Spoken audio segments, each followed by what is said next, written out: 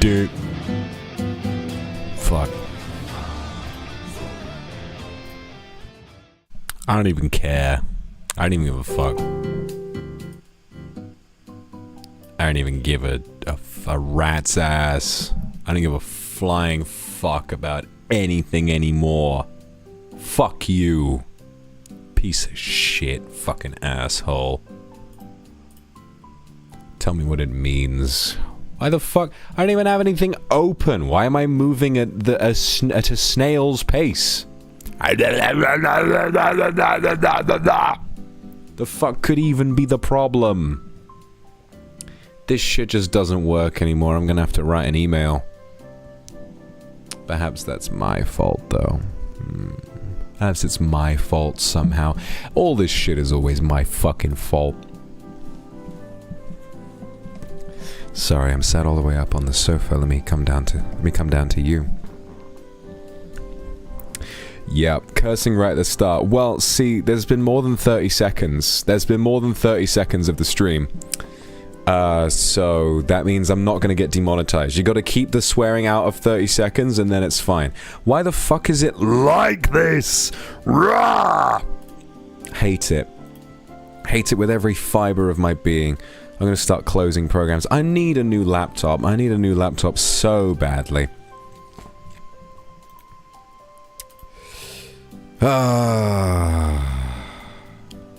Yes, it's a business purchase, but god damn. This shit is just exhausting.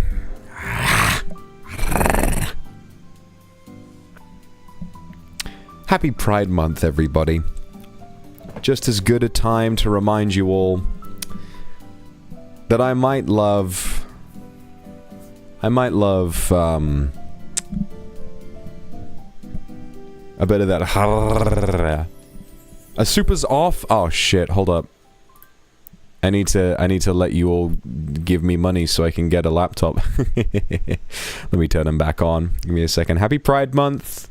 Well done to all of the homosexuals, all of the bisexuals, all of the transgender people who are currently in chat and around the world, because existing for you lot, including myself, is just a little bit harder than existing as being not that, which is a little frustrating, but hopefully someday it can all be sorted out. Also, I just clicked off of my BGM, so it's very silent all of a sudden.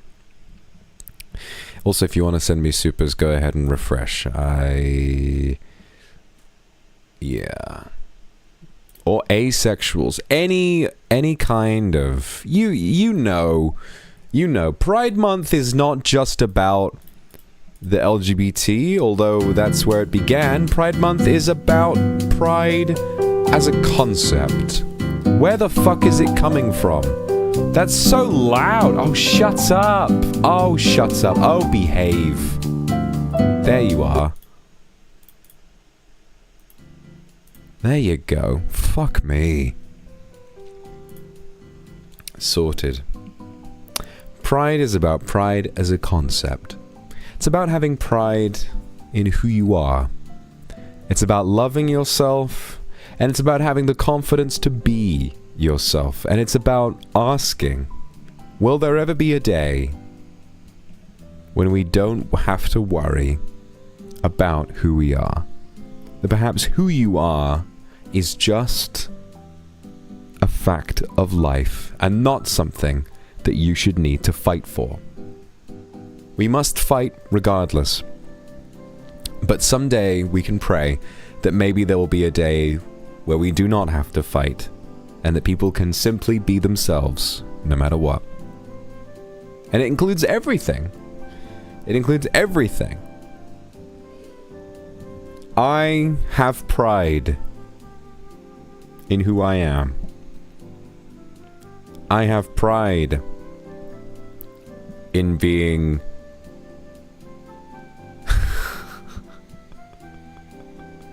I have pride in being a 400-year-old man who loves twinks and cunnilingus. That's who I am. Although I am a fan of many other things. Those are just a few highlights that I know will get a giggle out of people.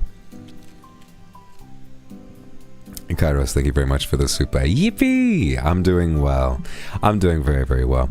I have had a bit of an exhausting couple of days. Phoenix, thank you for the super. What did we do? I was like, let me tell you something. Let me tell you something. I'm going to tell you lots of things today. I just wanted to come down and have a little gyatsudan for once. Bay, thank you for the super. Proud to be a queer kindred. So am I. I mean, I'm not a kindred. I mean, I guess I am. I guess I am. I'm your kindred. Ay, ay, ay. Could those buttons get out of here?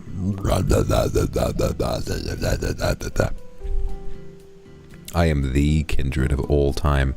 So real. So true, real, and fantastic. Do you have a P.O. box? What, are you gonna put yourself in a package? You're gonna put yourself in a package and send it over? Well, sorry. I already got the biggest package in the fucking lands. I already got the biggest package in the fucking 7 seas. So even if I had a P.O. box, you wouldn't be able to impress me with anything. Sorry. Sorry. Put that shit over there. Get away from me.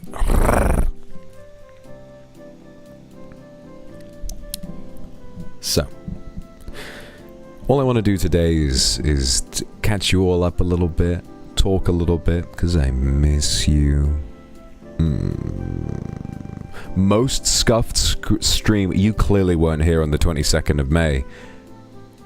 You clearly weren't here on May 22nd Kindred Day when I had my laptop on my person and was hotspotting the stream off of my fucking mobile telephone, off of my Samsung Z Fold 6. Duck, thank you very much for the super. How am I feeling today? I'm feeling good. I'm feeling good. I went and I had some sushi today. It was nice. I've not been eating very well. So I decided I need to... Because if you're having nigiri, if you're having some tuna, that's a pretty healthy option when it comes to sushi. So I thought, you know what? I need to put just some lean protein in my body, and I went and had some sushi, and it was pretty nice. No, it's not an iPhone because I am an Android motherfucker from beginning to end. I have always been an Android guy, and I always will be because I don't care to spend more money for an inferior product. Sorry, fucker. I don't give a fuck if the camera is better. The Fold does so much. Do you know what it's like to have a normal-sized phone that can become a tablet at any time? Of course you don't. Your phone can't even run beyond 60 hertz, you fucking idiot. Yeah. Sit there and cry, you fucking idiot. Ashley, thank you so much for the super. And Nayu, thank you very much as well. Konbanwa, daisuki. Glad I can help you out a little bit today. Ashley, I'm glad you've been loving every second. I'm going to make you love it a whole lot more. Solo-chan, thank you very much for the super. So, I got a funny story to tell you guys. Kokone, thank you very much for the super. I got a funny story. But on the first day of Pride Month, and you should be proud of that. Listen, I got a funny story. So, while I've been out here, obviously, some other Niji folks are out for my loon laptop. Thank you, Yana, for the super. Thank you very much. Obviously, other Niji folk are out here, and I was like, I want to get everybody together. I was like, I'm bored. I'm out here for some things, but not for very much. It's been kind of uneventful for me. It's like I'm here for 2 things, but they were spread out quite far. And so I'm just here for a while, but but most of the time I'm just doing nothing. And I was like, fuck, I'm out here, I want to have fun. So what I did was I put out a thing. I said, okay guys, here's what I want to do. I would very much like to go to the Skytree, because I haven't been before. And I pinged in the little server that we have for people who are in Japan around this time, and I said, guys, I would like to go to the Skytree. Who wants to come with me? Nothing. Quite a few people have gone home at this point. There's not many people here. Nothing. And I thought, okay. I was like, guys, there's a restaurant in the Skytree, and it looks great. Would anyone like to check that out? And to be fair, it's my fault really for not really saying like a date or a time. Nothing. And for some reason, instead of like planning it better or giving a specific day or something like that, I think, these motherfuckers are all a bunch of non-grass touchers. None of them motivated. None of them are motivated to come out. I was like, alright, I'm going to make it easy for them. So I put down my credit card and I reserved a table for 4 at this restaurant. I said, guys, there is a reservation. You gotta come, right? It's already done. Come on. Come to this restaurant with me on this day. Nothing. And every day I was pinging like, anybody. Does anybody want to come? Nothing. Turns out, I went and messaged a bunch of people who I know are here individually, being like, please. And they were like, oh no, I'm actually just really busy. I just picked a really bad day, and I reserved ahead of time preemptively. And unfortunately, it's one of those restaurants where you have to put your money down before you go, because it's a course. So I wound up paying for a table for 4, all by myself. And I went by myself and had to let the restaurant know, yep, everybody else couldn't go. So basically, I was there in this really nice restaurant overlooking the beautiful view that you have up in the sky tree. Beautiful, beautiful view. And I've been hanging out with the others plenty is the thing, you know. I've been hanging out with the others plenty, but it was just this one day where, for whatever reason, I couldn't get anybody to go to this thing. Zaddy was actually gonna go with me. Zaddy said he wanted to go, but after the Elden Ring stream went on for so long, he actually hadn't had enough sleep and really needed to go to bed. And so he was going to come, but then got too tired. So I have a picture, and the thing is, because they had been prepared for 4 people, the table was set with plates, menus, cutlery and everything for 4 people, but only I was there. So it's this beautifully laid out thing with 3 empty places and then just me. And I was so embarrassed. I was sat there. It was beautiful food. It was beautiful food. They had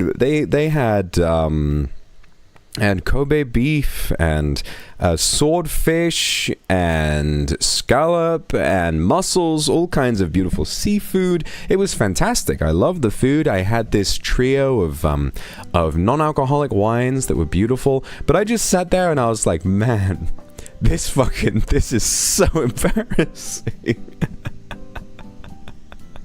But I wasn't going to go there and not eat it. You know, it was one of those ones where I was already long past the cutoff to where you can cancel the reservation. So I was like, well, I might as well go enjoy it by myself. So I sat in the sky tree, hundreds of meters above the ground, looking down at the earth, all by myself on a table for 4. And I realized, you know what? It's alright. It was still fun. I still had a really nice time. And I had a really nice walk back, actually. I walked for hours back to where I'm staying. And it was pretty great. It was pretty great. It was raining a little bit, but I kind of enjoyed that. Invite Mane-san. That's a good idea, actually. I should have asked Mane-san.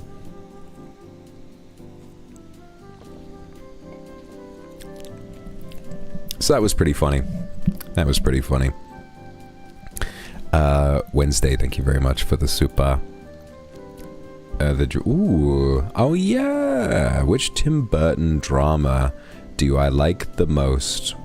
I don't know. I haven't seen any Tim Burton for a long time.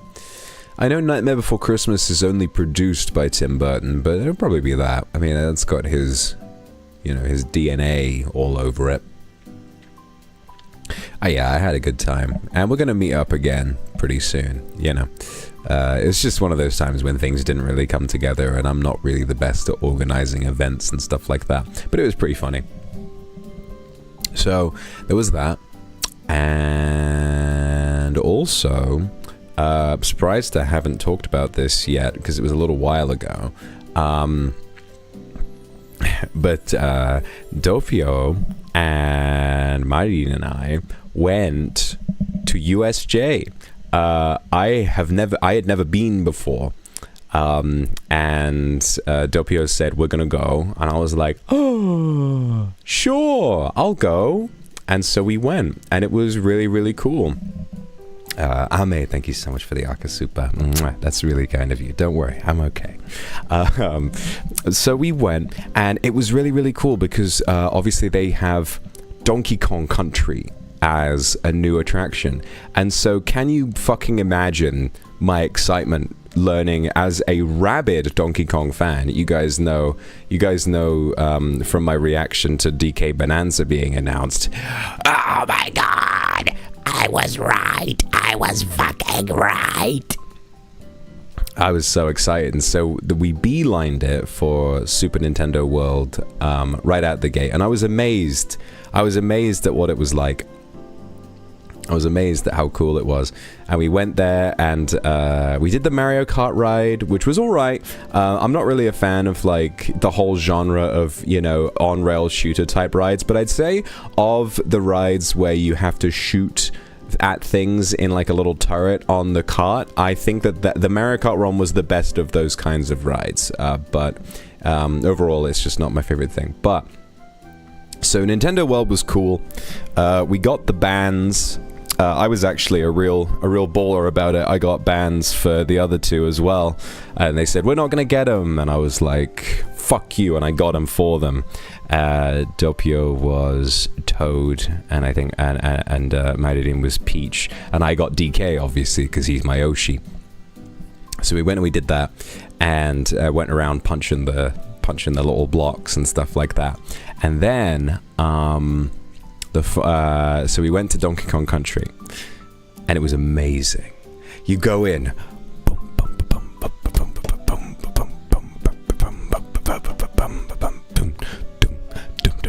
I went in, I was like a fucking kid in a candy store. The way that DK for a long time has felt a little bit like Nintendo's lost child, you know, like a slightly less well looked after IP. You know, obviously so much more being put into it nowadays, but there was a period where Donkey Kong had a bit of a slump after Tropical Freeze came out, a good decade where nothing Donkey Kong related really came out. So it was very exciting to go in there and to think about DK Bonanza, and you see the animatronics, the Cranky Kong animatronic in the wait for the minecart ride.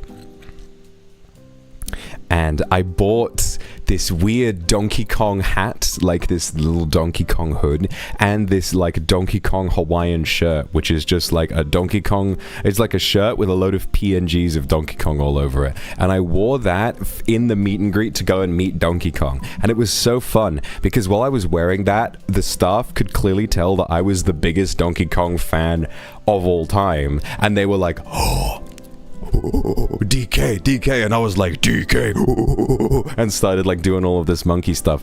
And then we went up and we took a picture with DK, and I met DK. I met Donkey Kong in person, and it was actually crazy. It was actually crazy how huge he was and how hilarious he was. I tried ducking to do a cool pose in front of him, and he almost punched me in the back of the head a couple of times, but it doesn't matter, because if Donkey Kong gave me a concussion, that would be fine. So we did that, and then we went on the minecart ride, and I didn't even look. For me, I saw the cartoonish Donkey Kong Country Returns vibes of it, and I thought, this will be great, you know? This looks like a fairly middle-of-the-road ride, you know, in terms of intensity. I was like, sure. And then we get on the ride, and I was like, oh man. You're going on it, and suddenly you start going up, and here's something you need to know about me, right, guys? Maybe as a byproduct of being able to fly, but not being able to do it very well, or maybe as a byproduct of just the feeling of being strapped in and not being able to go, I'm really scared of roller coasters. I've been scared of roller coasters my whole life. Ever since the first time I got on a roller coaster, something about being fully strapped in and letting yourself go on this thrill ride has always made me feel really on edge. And heights I'm fine with. Flying I'm fine with. It doesn't make me afraid, but being on roller coasters, something about it just hijacks me. In the same way that arachnophobes may not be scared of other insects.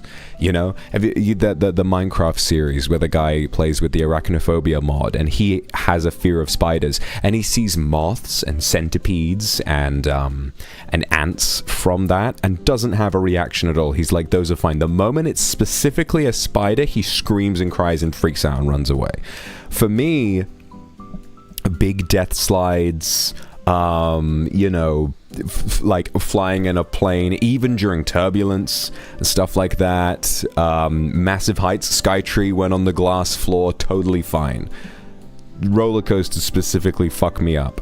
So we're on the minecart ride at Donkey Kong Country, and it's going up like a roller coaster, and I'm like, oh shit. Oh no. And we were going up. And then it went over, and then suddenly there's this drop, and I'm like, this is way bigger than I thought it was gonna be, no way. And it was vroom, and it just started going around, and the ride is really, really cool because it simulates like being on the minecart level in Donkey Kong, which is so unbelievably cool. As a fan of Donkey Kong, I cannot describe to you how cool it is that there is a full-blown Donkey Kong minecart ride roller coaster. I cannot believe that that is a real thing.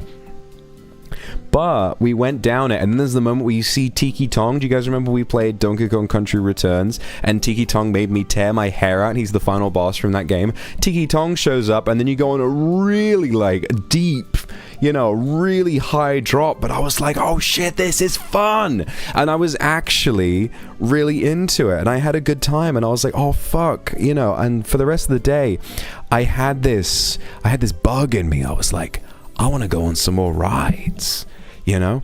So then later on, they wanted to do the flying dinosaur, and I took one look at it and I was like, no. I was like, okay, listen, I conquered a little bit of my fear going on the minecart, but this one, I'm like, no.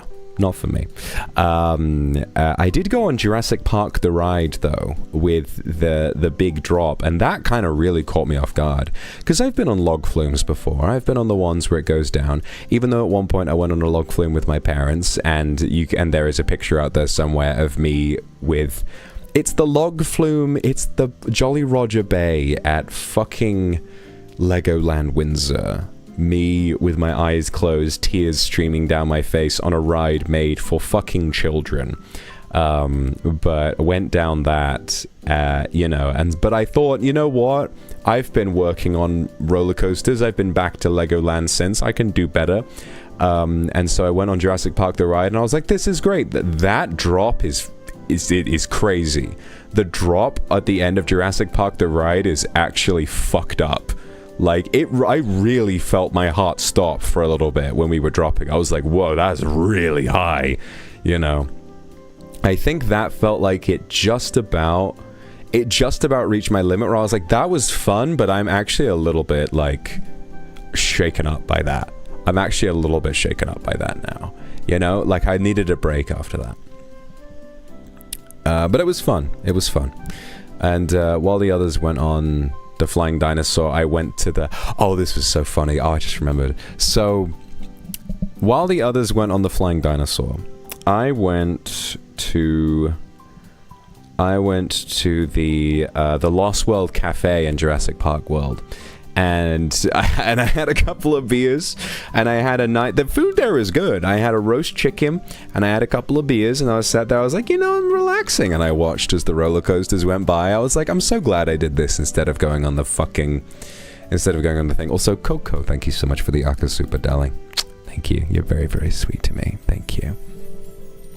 Instead of going on the flying dinosaur, but then while I was eating. Psychelia, thank you so much for the Aka Super. Have I recovered? I feel much better. I feel much better, darling. Much better now that you're here. Thank you so much for the Akasupa. You make me feel so, so special. Thank you. Thank you. Thank you. But basically, I was sat there eating my food, taking a bit of a break, you know, just look at my phone. And then this Japanese boy, no older than 7, probably younger, maybe about 5 or 6, fully dressed as Mario. He's not wearing just a Mario hat, it's a full Mario costume with the dungarees and the hat and no mustache, to be fair, no mustache. He walks up to the opposite side of my table and he just stands there and stares at me. Parents nowhere to be seen, just comes up and stares at me. I just like tried to be friendly. I just like waved and I was like Konnichiwa, you know, and he just, you know the way little kids stare at you when there's something different about you and they just stare at you. I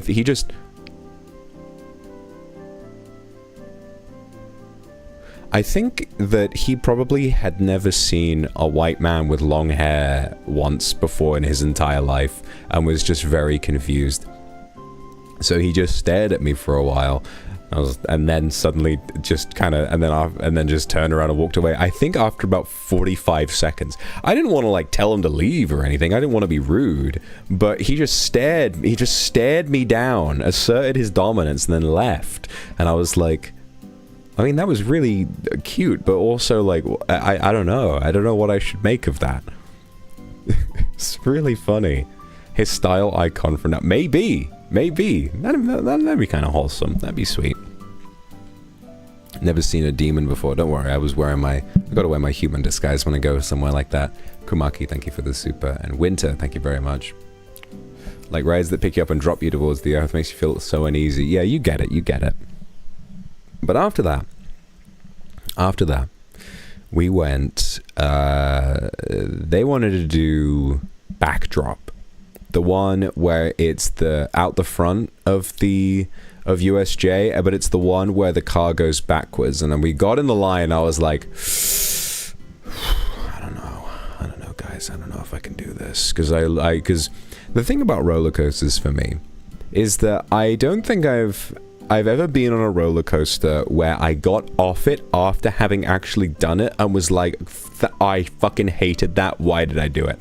I've only ever been horrified in the wait to get on, and then most likely been too scared and left the line.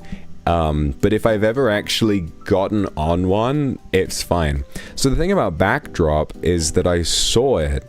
I saw the drop, I saw it going all around, and in my head, I'm psyching myself out like, this is going to be too much for me. This is going to make my heart stop. This is going to be a little bit too much. Oh god, oh, this is too much. And it was like 45 minutes, and we were just chatting and chilling out in the line, like la la la la la la la.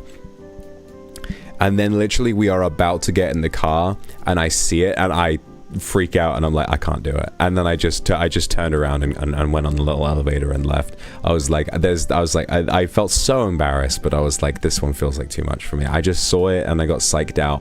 And for me, it's always seeing the roller coaster in too much detail and imagining it to be way scarier than it actually is.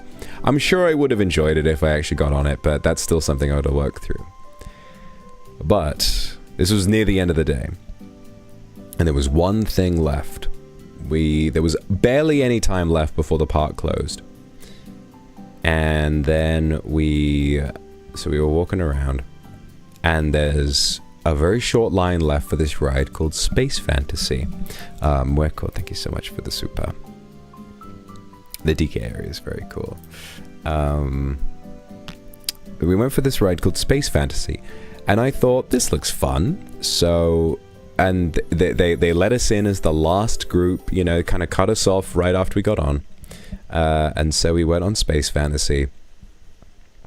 And I was like, sure, this looks fine. It's like a little spinny ride, whatever. Like, this will be a nice way of doing it before the end. I'm glad I get to go on another ride. And after, like, the embarrassment of being too chicken to go on the other one. And you go on Space Fantasy, and it starts spinning you. And then you go into the dark. It's like beep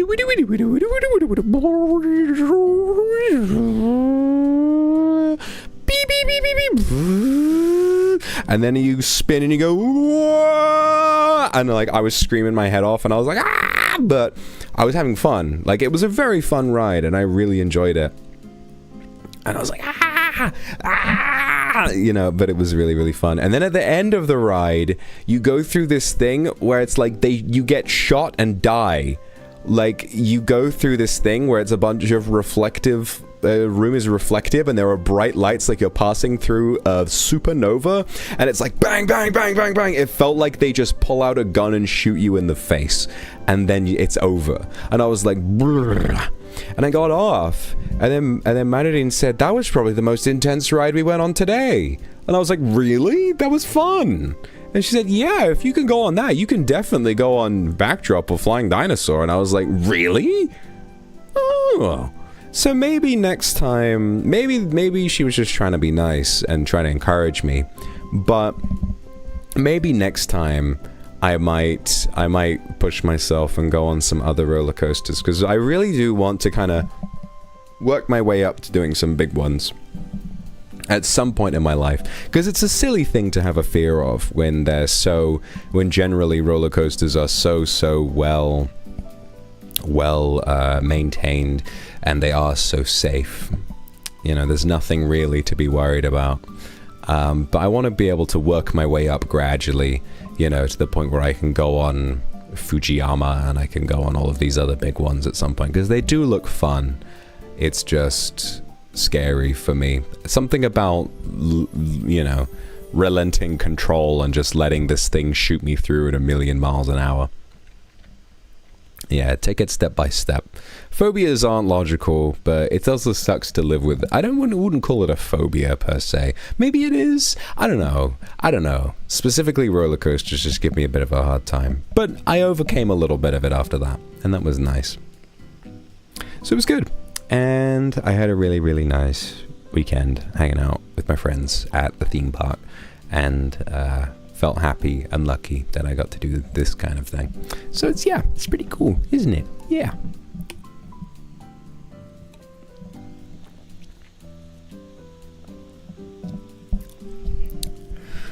So,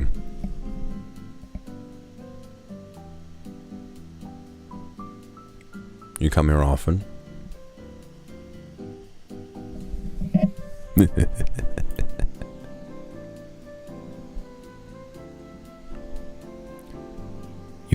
You look funny. You look funny. Qingqian, thank you so much for the Aka Super. I miss you too, sweetheart. I miss you so, so much. Thank you very much for the Aka Super. That makes me feel very, very special. It's a very sweet thing when people say they miss me, even though I haven't gone anywhere. I'm right here. You are someone else. I'm still right here. What have I become? Ashley, thank you for the super.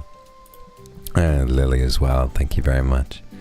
Laptop funds and table reservation compensation. Yeah.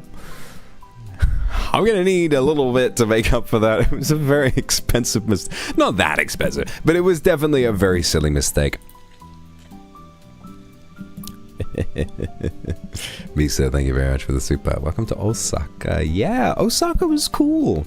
Osaka is very cool. It's very different since the last time I was there. Obviously, you know, a few hundred years makes a big difference. Naku, thank you very much for the super. I had a lovely little trip. And I miss you too. Shisui Karasumori, thank you very much for the super. Oh, you graduated college today. Well done. An engineer. You're an engineer. That means you solve problems. Very proud of you for being an engineer. That's so cool. Well done. Well done. I gotta get a cushion out because my fucking old man back hurts.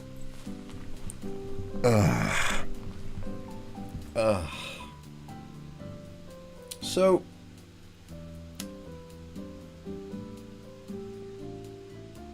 buttons. I've been thinking. I kind of want to, like, force myself to do some interesting things because motivating myself is important. And outside of streaming, there's not a lot in my day-to-day life that I need to do, and that can lend itself to inaction. So I'm not sure when I'll be able to do it, because there is some more sort of work stuff going on that I'll need to be doing for a month or two. Not that I won't be able to stream, it'll just maybe be, there'll be a day or two here or there that I won't be able to do it. But I kind of want, at some point, maybe July, maybe August, I want to try and see if I can stream every day for a month. Because back at the beginning, I streamed every day all the time. And it was great. And I had a good routine going, and I loved it. And I'd at least like to try, you know? I think having days off is important, but also the thing to remember is that sometimes a stream can be as simple as me sitting and talking for 2 hours. And I don't think that that really takes away from a day off, you know? I can have a very relaxing day and still do a stream. I don't know. It's like I mentioned a few days ago, I think I got into a routine of like not really treating this like work, and because it feels so much fun. But then I realized like, oh, I kind of need to, you know? I want to be able to do more stuff because I take pride in this and it's very special to me, and I don't know, maybe it's childish or maybe it doesn't make much sense, but I want to be impressive to you. Does that make sense? I want to be like somebody that you really look to and go like, oh. And I know I already impress you, but like more, you know, but like more. I hate so much the feeling where I have to let people down. I hate having to say like, oh, I'm so sorry, but I can't stream today, or something happened, I can't do it. I hate that feeling so much. I want to be able to like, oh, don't worry, not only are we doing this thing I said I'm going to do, but we're also going to do this. And it's like, wow, you know? I want this shit to be an experience. I want this to be like, whoa, whoa, whoa, whoa, you know? Because I got to work us up to 1.4 million subscribers so that you guys can get that Yandere ASMR and the Sundere ASMR, which, to be honest, I've had some ideas for. The moment I said I was going to do them, I started thinking about it, and I was like, I actually have some pretty cool ideas for these. Liusha, thank you so much for the Akasupa. Oh, yesterday was your birthday. Happy birthday to you. Happy birthday to you. Happy birthday, dear Liusha. Happy birthday to you. Birthday felt strange and you wouldn't feel connected to the world. Well, if things feel strange with your family, then perhaps your birthday can feel easier if you celebrate it with us, with me. Presence makes you want to reconnect with the world. The world is richer and happier for you being in it, and I hope that you feel the courage to share your happiness and your birthday with this world, because it is so wonderful for having you in it, okay? Thank you for the Akasupa, and thank you for making me feel like it's my birthday 10 times a day. Noah, thank you for the Akasupa. Something happens and I'm head over heels. I never find out till I'm head over heels. Oh, don't take my heart, don't break my heart, don't throw it away. Thank you very much for the Akasupa. You're a real sweetheart. I'm head over heels for you too. Avis, thank you for super. You'll draw me every day if I stream every day. Alright, but I won't push myself if you don't push yourself. But pushing ourselves can be good sometimes. You know, you just have to do so within reason. That's how we grow. Vamps, thank you so much for the super. Oh, I'm glad I can help comfort you. Don't worry, we're all here. We're all here. The world hasn't forgotten about you, and there's still lots of nice things in life to enjoy. Ashley, thank you for the super. I'm glad you are loved. Phoenix, no, probably not. I will not be saying you're a baka. No, no, no. Because me, I like for it to feel believable. I want to make an ASMR that feels believable, you know. I think for the... So, from what I have in mind for those, what I'd like to do with the Tsundere ASMR, I'd like to be a very typical and sort of, you know, a very typical ASMR where it's like, okay, this is what we came here for. You know, this is a fun, like, fan servicey thing where it's like, oh, this is so cute. The Yandere ASMR, I want to make like an art film. I want to make a genuinely unsettling experience, and I would like to bring a bit of a tour de force like performance with it as well. Like, I want to work really hard on the Yandere one because I know people have been waiting for that for a long time. I need to put my own magic. Why the fuck is the analogy that in my head is like I need to impregnate it with my personality? Why is it that when I try to think of putting my own spin on something, my brain is like, make an analogy about sperm? You fucking asshole pervert, Jesus fucking Christ. Camellias, thank you for the super. Knew I could never forget you again. You've always been in my heart and indispensable in my world, and you've been in mine. I love you too. Thank you. Forever. Haley, thank you. Stories always make my day. Can't wait for the streams. Mwah. Thank you very much. So yeah, I want to do a bit of that. And yeah, I have lots of ideas. I think for me, it's just going to be like, once I set about doing something, I just got to stick to it. And by the time I'm done with the month of streaming every day, I think it'll feel so organic and natural to do that I'll be like, fuck it. This is easy for me now. And maybe I won't have to do it every day, but I can do it like lots more often than I have been doing it. As in the rest of the world, streamers will stream. Fucking XQC streams 18 hours a day every day. The moment he tweets in the morning, his audience is like, go live, why aren't you live? I don't want to go that far. I don't want to be doing that, but like still, that kind of stuff surprises me. Are we going to get something else like the Demon Hungers? I'm always working on things like that, but the Demon Hungers was a very large undertaking. I mean, that I think that the amount of work I did on the Demon Hungers like fundamentally altered my brain chemistry forever. I think that amount of work, I think, created habits in me that I am still working to break to this day, and that was like almost 2 years ago now. And Phoenix, thank you very much for the super. And not just, hey, the beast wants to lock us up at his castle. Well, the beast will want to lock you up in his castle, but I would like to make it genuinely disturbing, you know. I mean, the scientist ASMR was genuinely disturbing, but I think I need to, to grow as an actor, I'd like to be able to,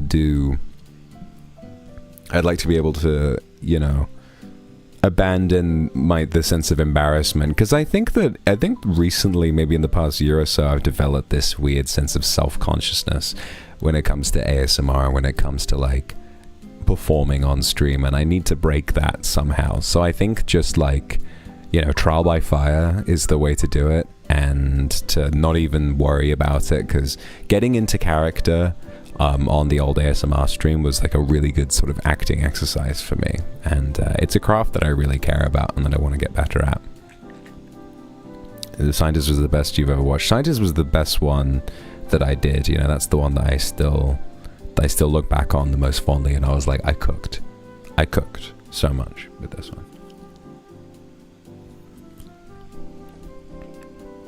Union, thank you so much for the super. Oh, good luck with your graduation tomorrow. I'm sure it's gonna go great. Wimpsu, thank you so much for the super daisuki.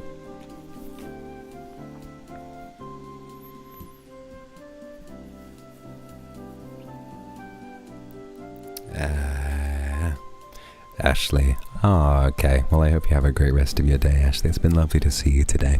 Thank you. So, what's on your mind, eh?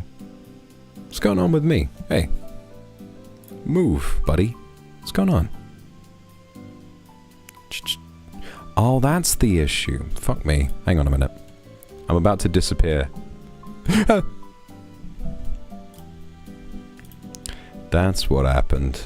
Huh, it's funny.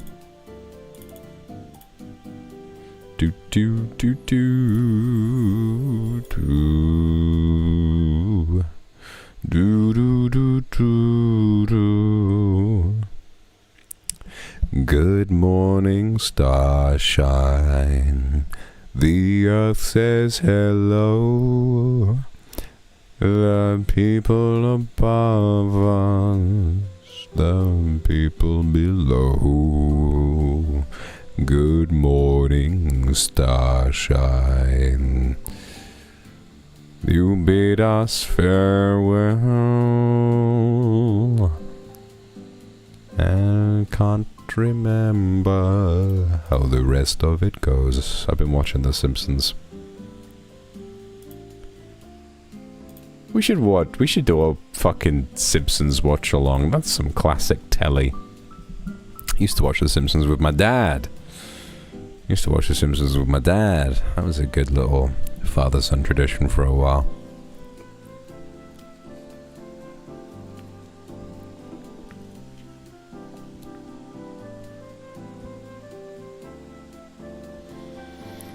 I don't know why shit is like the way it is. Sometimes things just get really fucking annoying. Like, look at me, I'm like...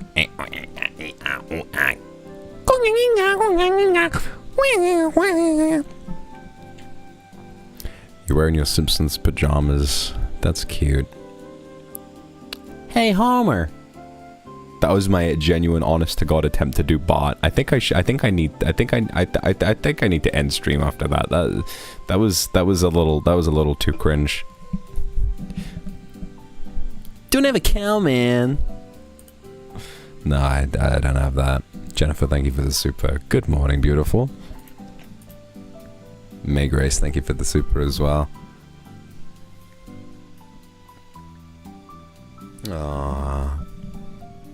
I'm glad you're really happy. You make me really happy. What's fun? Well, hi diddly-o, neighborino. Homer, I understand you're moving, but you know, you got a lot of stuff you've borrowed over the years. Any chance I can have those back? No. Oakley dokley.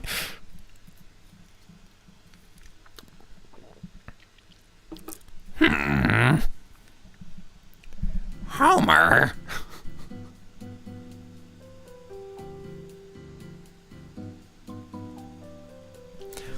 Oh, I thought I would just fill the living room with the nice, refreshing smell of tobacco. Yeesh. What the hell are you talking about? Don't. Oh, Marge.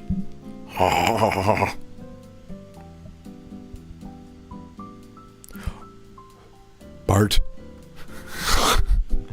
Bart. I don't want to alarm you, but there could be a boogeyman or boogeymen in the house. Ah!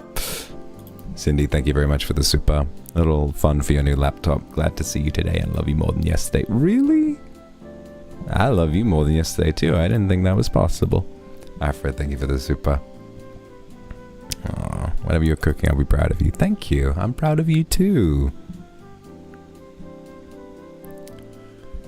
I could do Maggie. I'm sucking on my binky.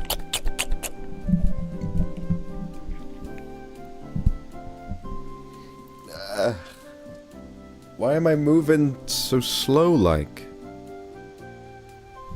This shit's sucks big balls.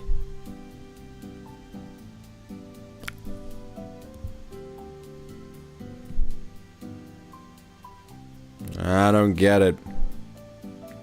Hold on, everybody. I'm gonna do something stupid. The stream might disconnect. 1 second.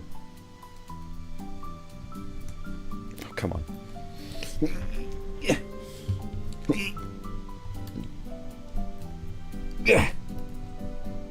What the fuck? Hello? Hello? Hello? Hello? Hello? Well, it didn't work. It didn't work. I disappeared and it didn't work. God's sake. Hakuma, thank you very much for the super, my sweet thing. You are very cool. Very lively, thank you very much for the super. Sideshow Bob, I get it. He is British. It makes sense that that's your taste. Foxyberry, thank you very much for the super.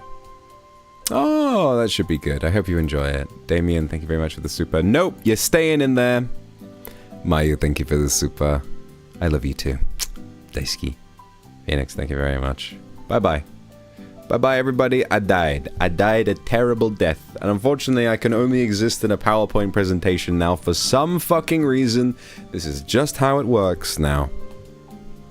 God's sake. Why? Why is it like this? I don't understand. It's not like the... Solo-chan, thank you very much for the super. Welcome back, my lord. Welcome back to yourself. Thank you. Only I would come up with a genius gambit to improve the stream, instantly nuking 70% of the people watching. Only I would come up with such a masterful gambit.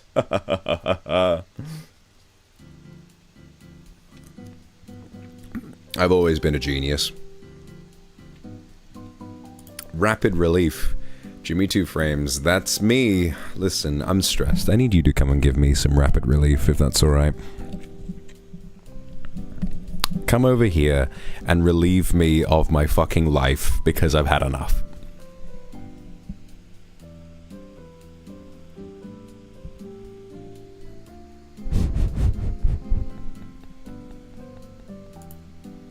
I look forward to watching that moment on VOD. Because what YouTube will do is, if it cuts out, it just cuts. It just cuts. Oh, look, there you go. It just cuts right to the next bit immediately. So it's going to be like, guys, I'm going to try something stupid. Right, watch. The stream might disconnect. Hello? I'm back. Is it morning for me? No. It is 10 p.m. in the Japans at the moment. Michiko, thank you very much for the super. Mwah. Odessa, thank you very much for the super. Taking some self-care because I've been sick. Oh, you got your novel. Oh, a real fan. I'm glad to know you enjoyed that. Glad to know you enjoyed the literature. It is good stuff, isn't it? It is very, very good. Get some sleep. Why don't you sleep with the fucking fishes after I shoot you in the back of the fucking head? Owie, thank you very much for the super, but thanks to you, I can do my best tomorrow. Only send a small amount of super chats. Don't worry, you only have to send as much as you personally would like to. Don't feel pressure. You're just, all you have to do is watch. And that's all you gotta worry about. Thank you, Owie, for the super. Daisuki. Mwah. Whoa, whoa, whoa, whoa. What? If someone is gonna baby me, or be weird to me, I'm gonna threaten to kill them. Is that so wrong? Is that so wrong?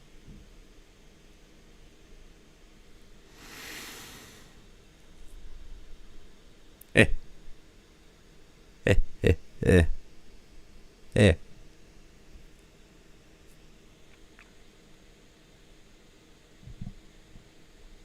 Kill me then?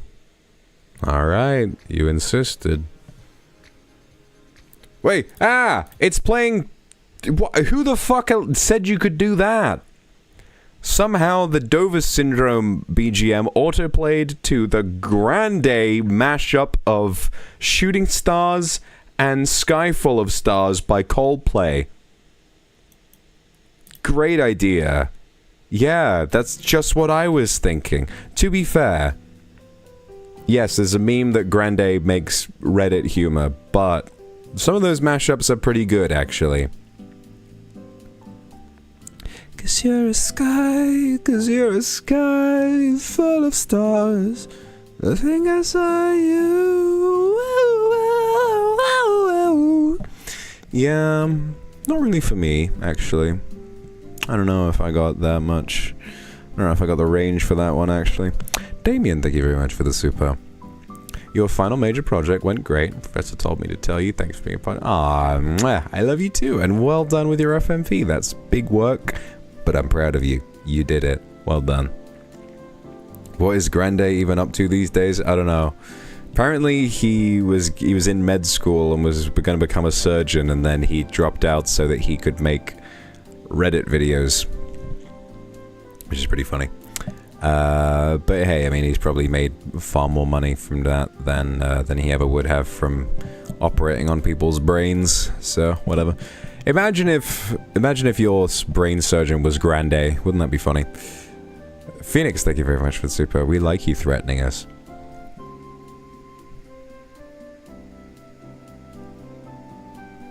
Is that so? Okay.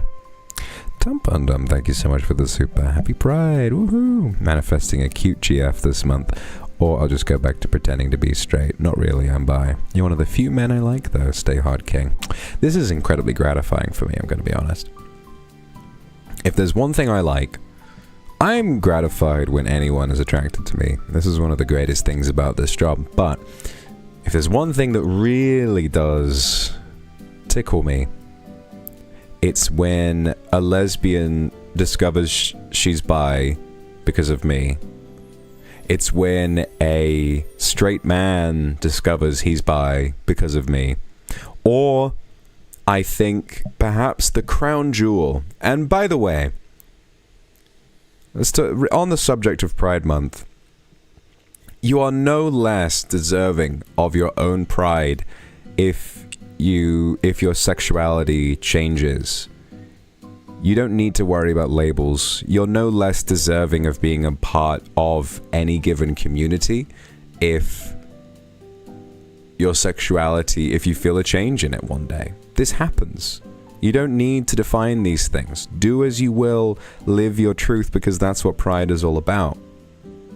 But that said, the greatest of them all, in my opinion, is someone who is ace realizing, oh, I think I kind of like this. I think I kind of do want to have sex with this guy, actually. That's crazy.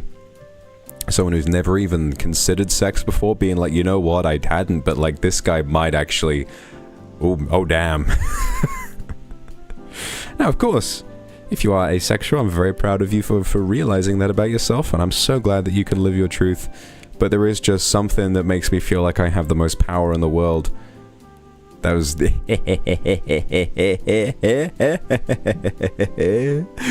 Got him. Got him. Tato C, thank you so much for the super. So happy to hear your voice. I'm happy to see you. Thank you.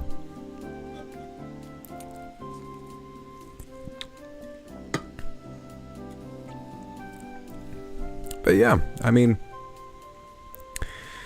a lot of people have difficulties with, you know, their parents when it comes to coming out. And while it's a terrible thing when you don't feel like you can connect as well with your family and that they don't accept you for who you are, it doesn't make you less of who you are. You know best. You know best about yourself. You know best about what it is that you want from your life.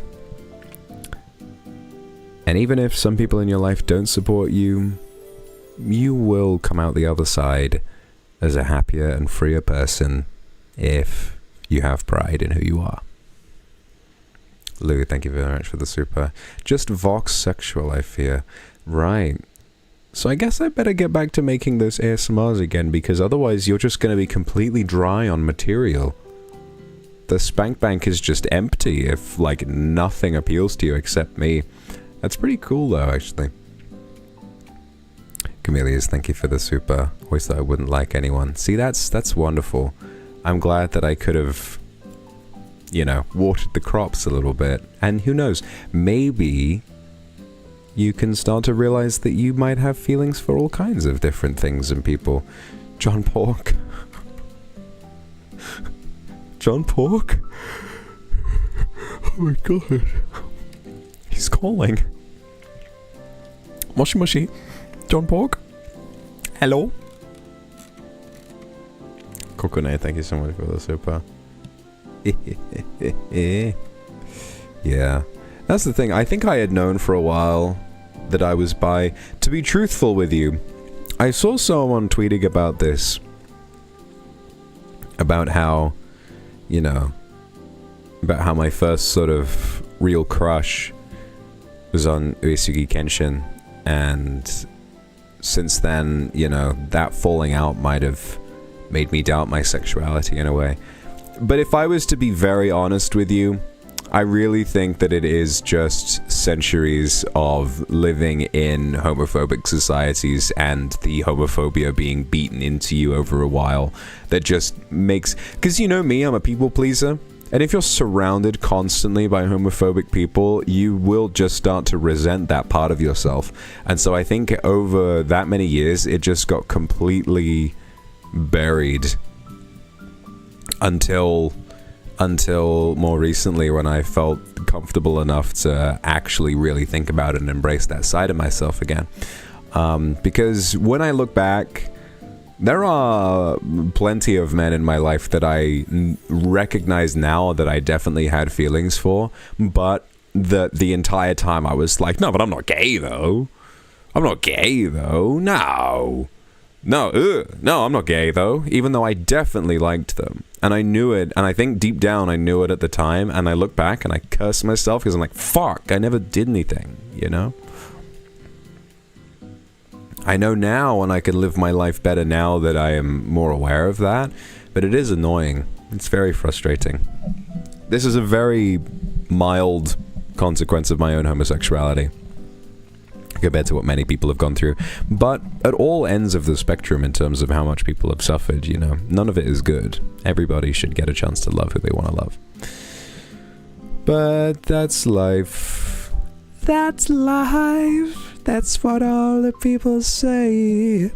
You're flying high in April, shot down in May. Hope you get a BF soon. Sadly, I don't know.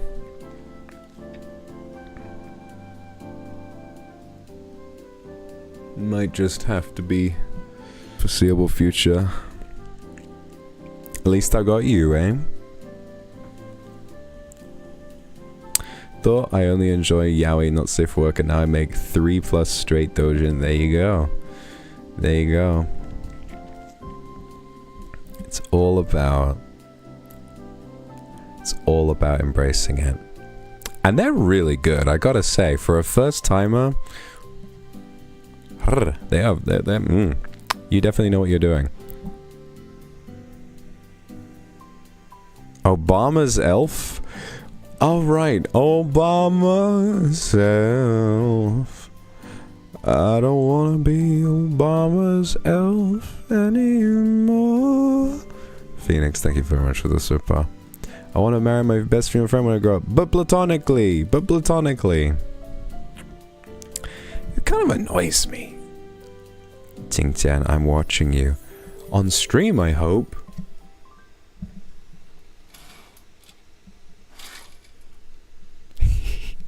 On stream. No. If you really were looking at me through my window, at least I'd know there was someone nearby. Thank you for the Akasupa, sweetheart. You make me feel so special. Thank you. You know, with that, I don't think I'd even mind if you were looking at me through my window. You should come by. Maybe we can have a little kiss, a little cuddle on the couch. I think that'd be nice.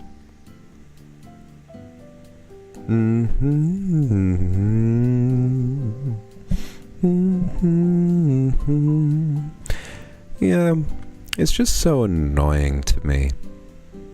All these people who talk about like,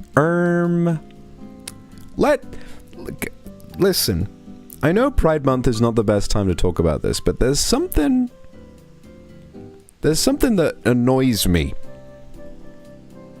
I know I'm a fan of yaoi. I'm a fan of yuri. I like all of these things. Why do we act like straight ships are so offensive? Like, I saw this thread on Twitter the other day that said that Hiccup and Astrid from How to Train Your Dragon should have been, like, just friends. And I'm like, fuck off. That is, like, they have some of the most realistic, believable, and lovable romantic chemistry of any animated couple in any film ever made. Like, I'm not one to say, like, straight pride, because, like, that's the status quo. Obviously, you don't, like, you have pride regardless, you know. It's the LGBT who need to fight for their pride, and that's what Pride Month is about. But also, let's not, like, be, like, it's just weird. It's just weird. It's just weird to look at a straight ship and say, ew. It strikes me as, like, weirdly prudish, almost. It strikes me as, like, playground, you know, where, like, you're very Puritan and gay ships are the only ones you can handle. You know, and when a straight shit happens, it's almost like you start pearl clutching. I'm like, let's just be freaky with everybody. You know, it's all great. I love all of it, right? I love all of it. I don't understand what's less appealing about a straight ship than, you know, it feels performative. Exactly. It feels very performative to me as well. It feels like, oh, gay people are so special. And they are. And they are, absolutely. But not to the point where it's like, oh, we need to just downplay everything else. Like, just do your own fucking thing.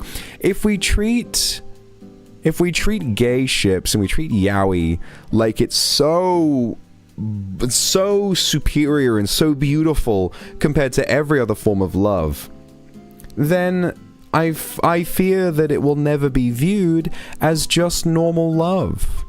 Because that's what it is. Love between a man and a woman is just as important and just as beautiful as love between a man and a woman, or anything else. It's all beautiful because love is love.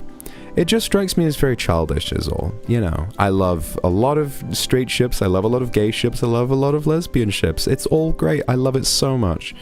And let's just do that. Okay? Let's not be fucking weird and say like, ew.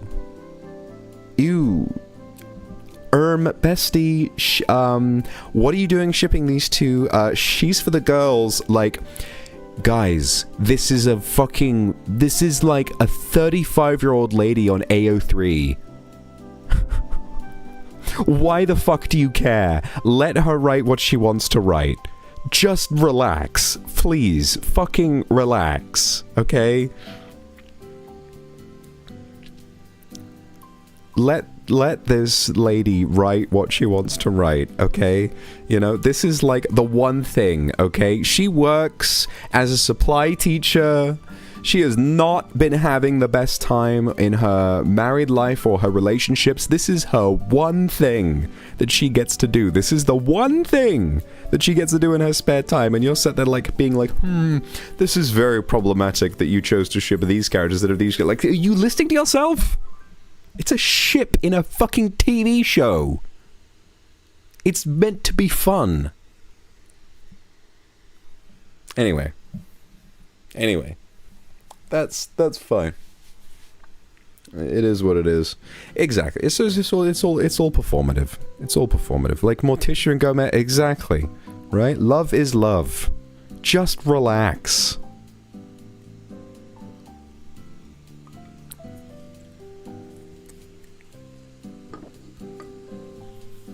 Also, I don't really get saying like, no, they should have been friends.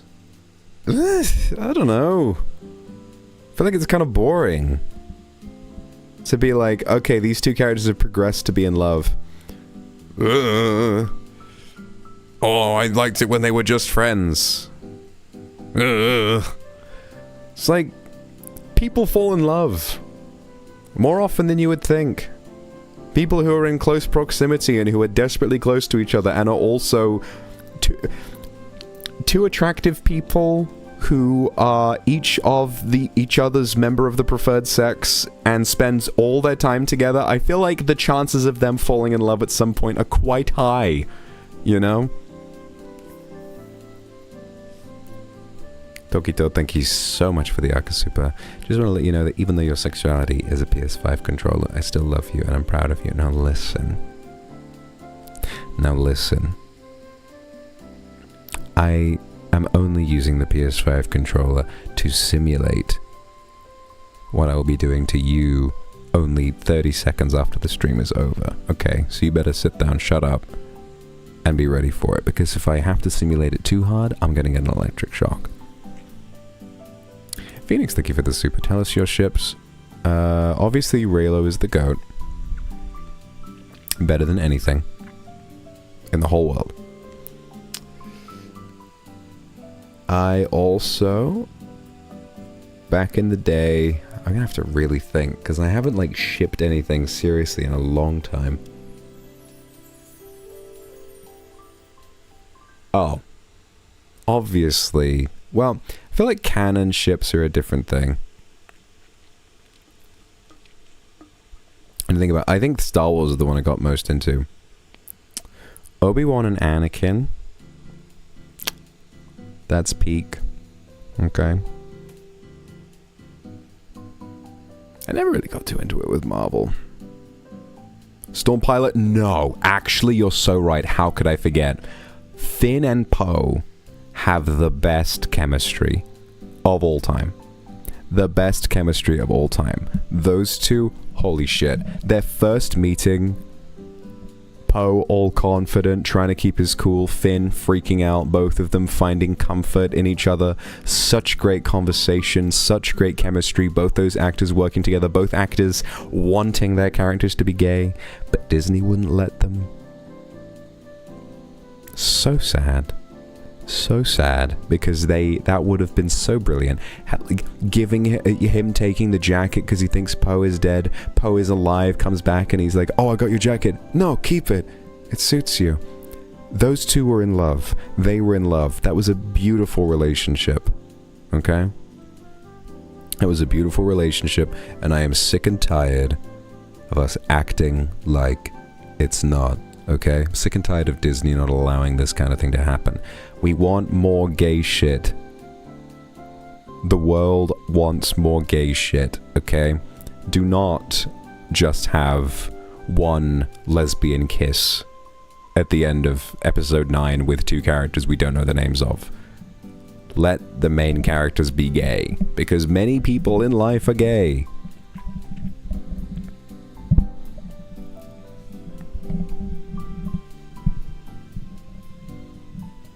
Reminds me of that one Key and Peele sketch where it's like, I can't really remember it that well, but I think it's like a very flamboyantly gay man is sort of, you know, talking to Peele's character as though he's like just a normal straight man, and he's kind of like getting off of him. But then Key comes over being Peele's husband, and they're just two super ordinary men who are a gay couple.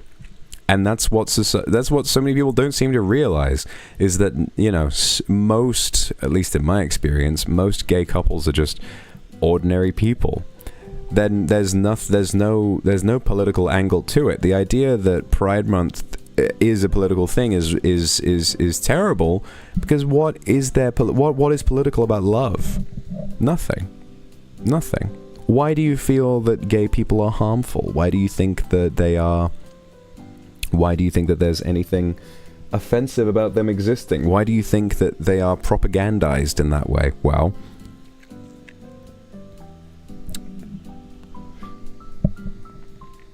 there are all sorts of angles to take, and more that I should really be talking about on stream. You all know what I'm talking about, but it's okay. You just have to be who you are. Be proud of who you are. Love yourself. And whether you want to be a completely ordinary person who's not flamboyant at all, that's fine. Whether you want to be the most extravagant, ridiculous, absolute craziest gay guy ever who wears hot pants and goes to Pride and does whatever the fuck Pedro Pascal did to that fucking glow stick at that rave, you do that. Because that's you. Pride is... It's a concept beyond just your sexuality. It's about who you are. And I know you know that. But still. It's something we should all be striving for. It's something we should all be entitled to. Everyone should have the right to be proud of who they are. I am proud. I am proud of how many anonymous Streamlabs donations I've got of people who have admitted that they have masturbated to my ASMR streams. That makes me feel very proud. I wonder how many, I wonder if there was like, if I collected like the stats on that, I wonder if I could calculate how many nuts I've been able to like provide for people. I feel pretty proud of that, you know? I'm not outing anybody. I'm not going to name any names. I'm not going to name any names. It was in Streamlabs for a reason. That's anonymous. Well, it's not anonymous. I know who you are. But I won't tell.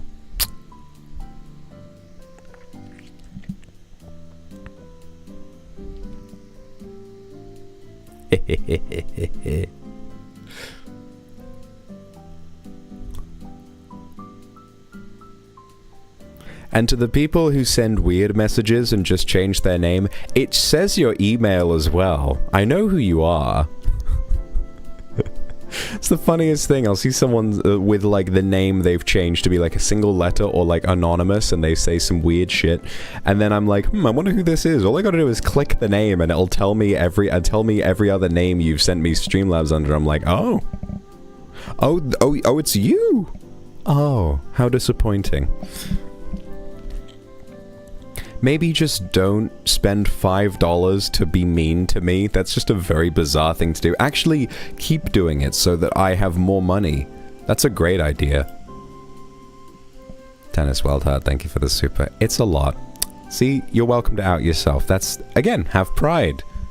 If you enjoy busting a nut to Vox Akuma ASMR, be proud of that. There's nothing to be ashamed of. It's super hot. I made it that way. True, thank you so much for the super. Dogs versus cats.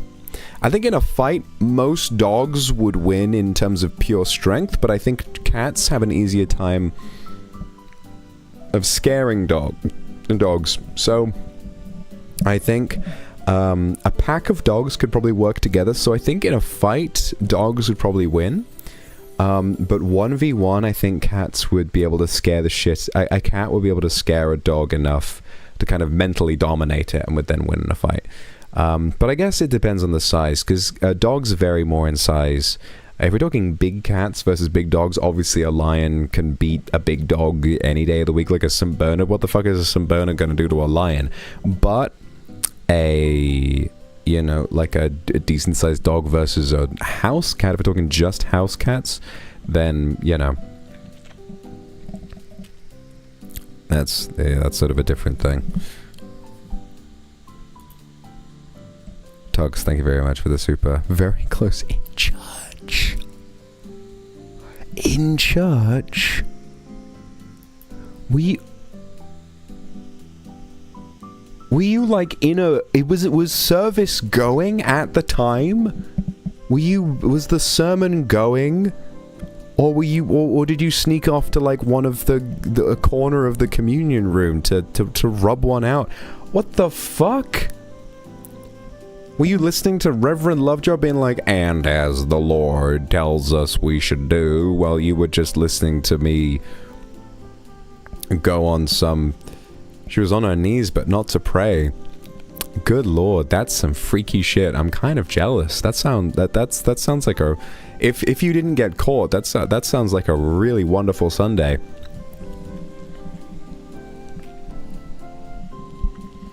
Yeah, I have to know which ASMR that was. I have to know.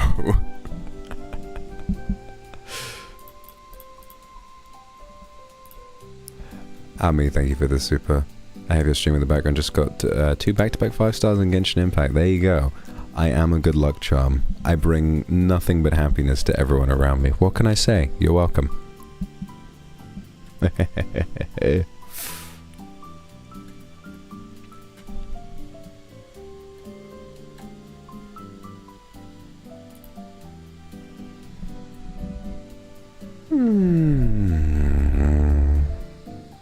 The real experience. Well, you had a wonderful experience. You got the most out of that.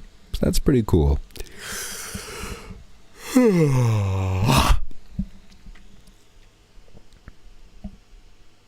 It would be funny if it was the Tenchu one, yeah. Very lively. ASMR are little treasures for some of us. Thank you, my lord. You are so welcome, and I am so glad. And to those of you who still have those downloaded, you keep them. I don't mind. Why is it playing Minecraft? What the fuck? It's like it loops the music for a while and it's like, okay, I'm doing something else now. No, you're not. No, you're not. Stop it. Stop it.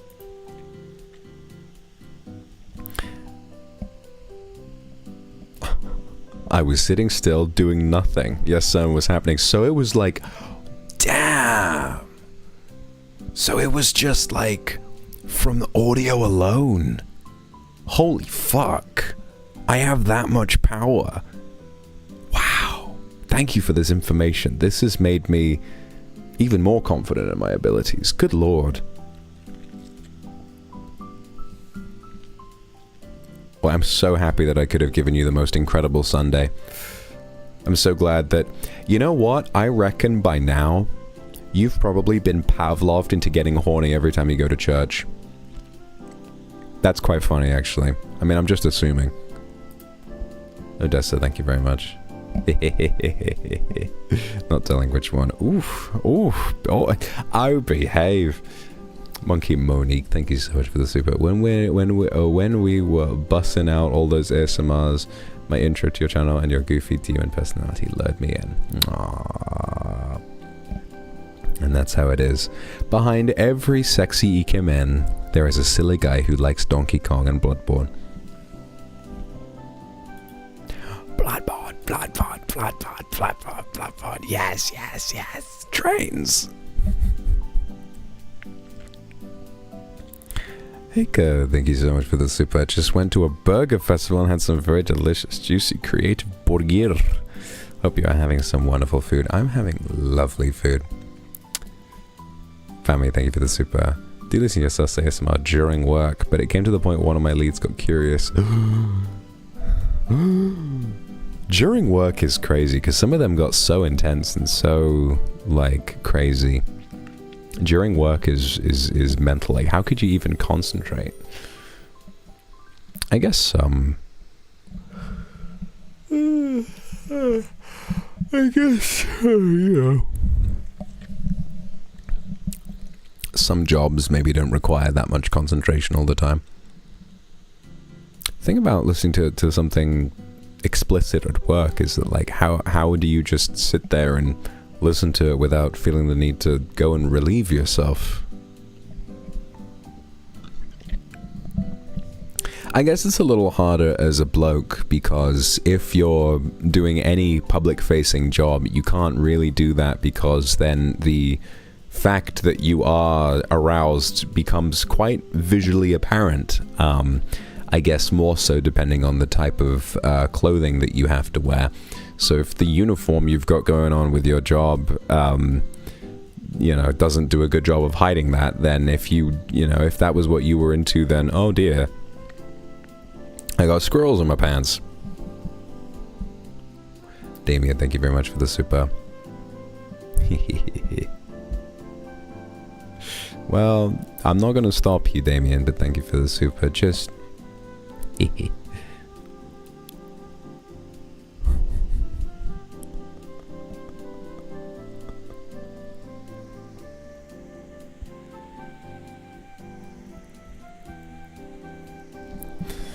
Yeah. It's funny. It's like, yeah, scrolling through, like, you know, maybe you're reading a manga on, or like a BL on a website or something like that. Maybe you got a PDF. You can just read that with a straight face. For me, I don't really do that. For me, it'll just be I'm scrolling Twitter on public transport, and suddenly, when you follow VTubers, sometimes they like to post videos or images or artwork that is quite explicit. You know, you could just be sat on the bus going home after a long day, and you're scrolling through Twitter, and suddenly there's that artwork of Scala in a cowkini on your, and like right in front of you, and someone is sat behind you and they could see it, and you go, oh my god. And then you scroll a bit further, and then you have all kinds of things. All kinds of things. I mean, it's wonderful, but it's a little surprising. Ethereal Waters, thank you very much for the super. Or I'd run to the bathroom and breathe. Holy shit. Do I really have that much power? That's crazy. Chile, thank you very much for the super.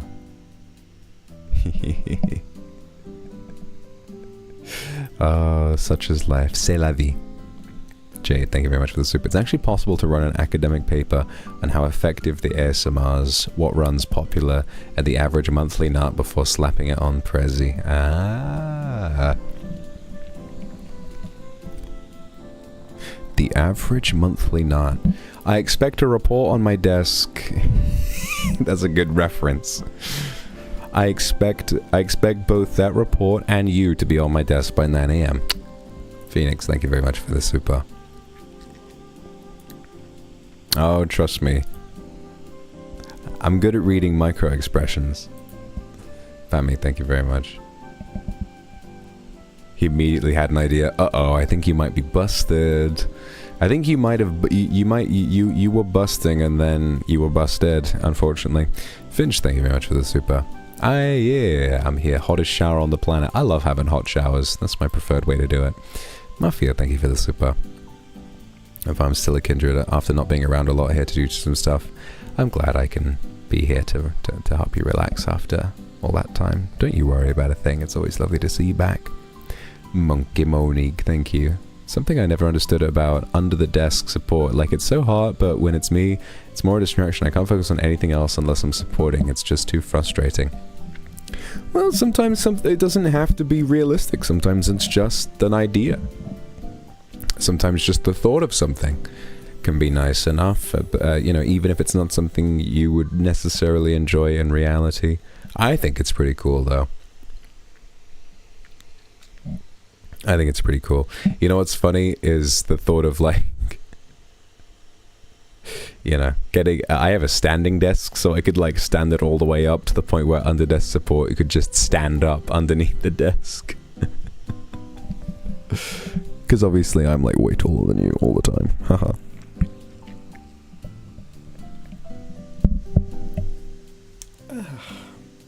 Let's stretch. It's hard work being so appealing to everybody. Jesus. Ugh.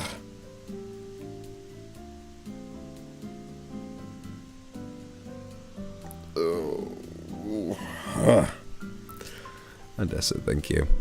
Stone facing it also helped because you wore a mask. Ah, so everybody listen to them at work and in church and on public transport. I just figured everybody was at home. I never even thought about it. That's hilarious. It's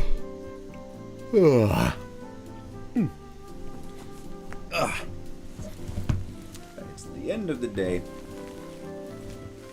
And I think I have earned something. Where is it? There it is. Went to Combini before I got here. And I have a little beverage, and I want to try it. This is a beer that I haven't tried before. Rich and smooth, Asahi style free. I want to see what this is like. Rich and smooth. I want to do a little taste test. Jennifer, thank you very much for the super.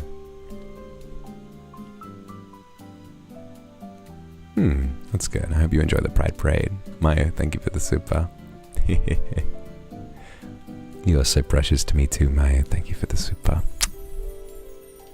Alright.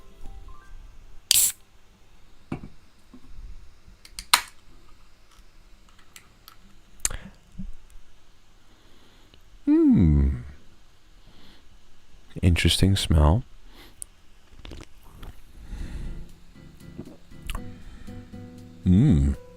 That is interesting.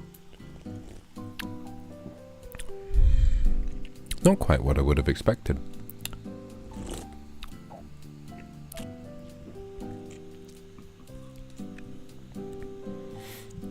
Diva, thank you very much for the super. You don't understand how many times I pan my desk at work to try and control myself, or what it is to listen to a work meeting in one ear.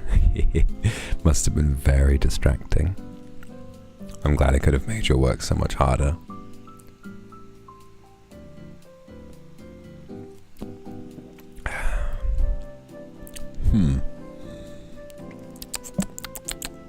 Is it smooth? I guess. It's almost like a sparkling. I guess beer is a sparkling beverage, but that's not how I really think of it.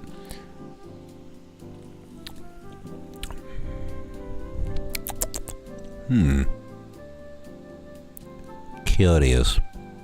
Very curious. Posture check. Sorry.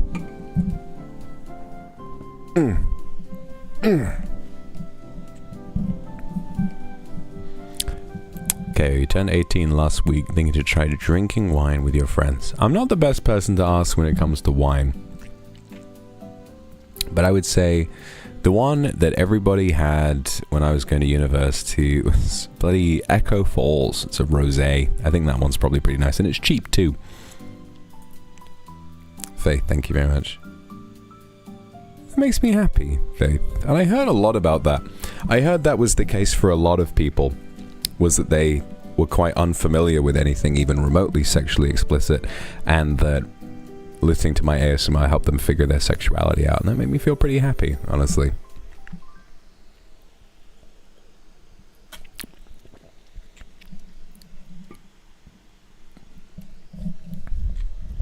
Now, okay, thank you for the super. Now, I don't know why. Moscato, that just reminds me, I must have told you guys the thing about Sunny talking about muscat grapes and how he said this one thing that I never forgot. Sunny said, like, I can't remember what it was. Oh no, I can. Of course I can remember. It was the fact that when we were, it was during rehearsals for AR Live, he had like a little thing of muscat grapes.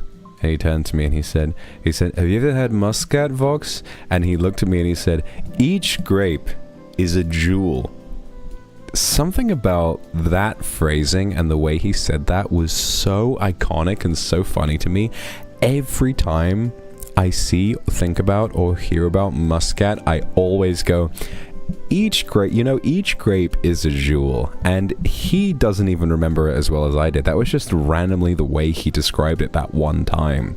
And so every single time Sunny is around and muscat is brought up in any way, I go, each grape is a jewel. And he's like, dude, what? He just gets like, you know, confused. He's like, why was that so meaningful to me? And I don't know either, but it did make me laugh. I guess I like Kirin beer a lot as well. The French. What a brilliant stream. It's never finished, Amnesia. Maybe it's time to bring that back. Maybe it's time to finish Amnesia. You know what will be so good? Is like a week of streams where all I do is finish old games that I never finished back in the day. Like Amnesia and Madison and a bunch of other ones. You know? I should go back and just complete everything that I never finished, because I think that would be quite funny. The question is whether I have all my old save files, but that'd be pretty good. You wanna know what else? It's dumb, because I've already done this. I want to play Mario 64 again. Do you remember the Mario 64 stream? That was a long time ago. That was like on the way up to 900k subscribers, I think. So that was like well over 2 years ago now. Maybe 3 years ago. I think that's actually 3 years ago we last played it. I just want to play it again. I just want to play it again.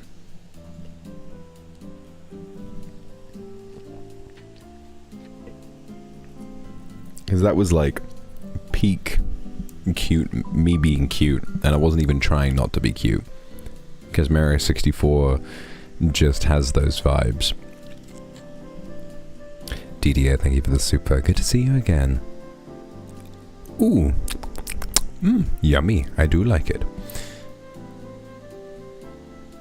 So, yeah, it's just one day I would be like, fuck it, I'm playing this game again, I don't care. Alright, now here's an idea. I've forgotten what I was going to say. Fuck. I forgot what I was going to say. Shit.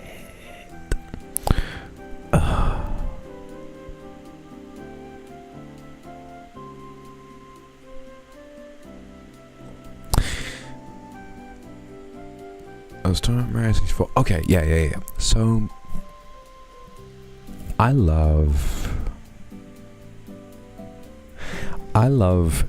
it's a weird thing to say.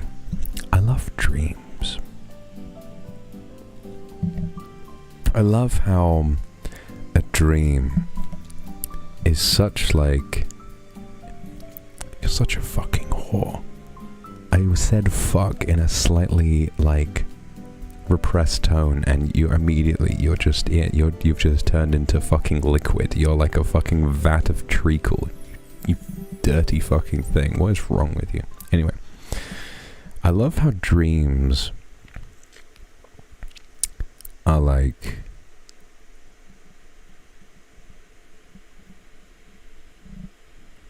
oh no, I would like you to react. I love how dreams are like a really honest sort of extrapolation, I guess, of things that you've experienced recently and things that you're thinking about. And I'll never forget, like, a few months ago, I was really tired, and I had just been building up a sleep debt for a long time, and then one day I was like, I just need to sleep. And I slept through the whole day, from morning till night. All night I slept, and I slept all the way through the day, just waking up occasionally for like 10 minutes, falling back asleep, waking up. And I had so many dreams. I don't remember what any of those dreams were about, but in my head I was like, I've spent the night in dreamland, essentially. You know? It felt like I had basically traveled to another world, and that was just where I spent my time. And Mario 64 always makes me think about that experience, because I used to have dreams about that game all the time. Back when I was first playing it, and I was like, wow, I guess games can be made this way. This is like so sick. This is an right? I used to dream about finding secret levels, and I used to dream about all of this stuff. I was like, whoa, you know? And I used to wake up and be like, fuck, what if that was real? And something about it felt so important and so interesting, you know? Because Mario 64, not only was it retro and had this like surreal vibe, but also it always felt like it was hiding something. There were so many secrets, and secrets in many platformers kind of feel like, oh, it's just a little room with some coins, but some secrets in Mario 64 were a big fucking deal. There were entire worlds hidden in walls and stuff. Like, there was so much random shit you could find, right? Like Snowman's Land. You have to use the flower as Luigi. I played it on DS, right? You have to use the flower as Luigi to go through the mirror and then look at the thing and go the opposite side of the snowman painting and jump through the wall. And that felt like, I've just found an entire new fucking world. And then you unlock Luigi inside of Big Boo's horn by going up into the fucking attic, and then, you know, there was the mystery of, in the Nintendo 64 version, it was like, is Luigi real? Can you unlock Luigi? And you know, the whole playground secret thing of like kids sharing to each other, oh, I unlocked Luigi, this is how you unlock Luigi, da da da da da da da da. And then the DS, oh, it was Waluigi. Oh, I know how to unlock Waluigi. Right, L is real 2401, and then Waluigi was the one on the DS. You don't really get that with games anymore because information and data mining is so prevalent online that you can't really have that innocent, naive expectation that there's a secret hidden somewhere. You know everything and you can just Google it. I really crave that feeling that there's a true secret hidden somewhere in a game, you know?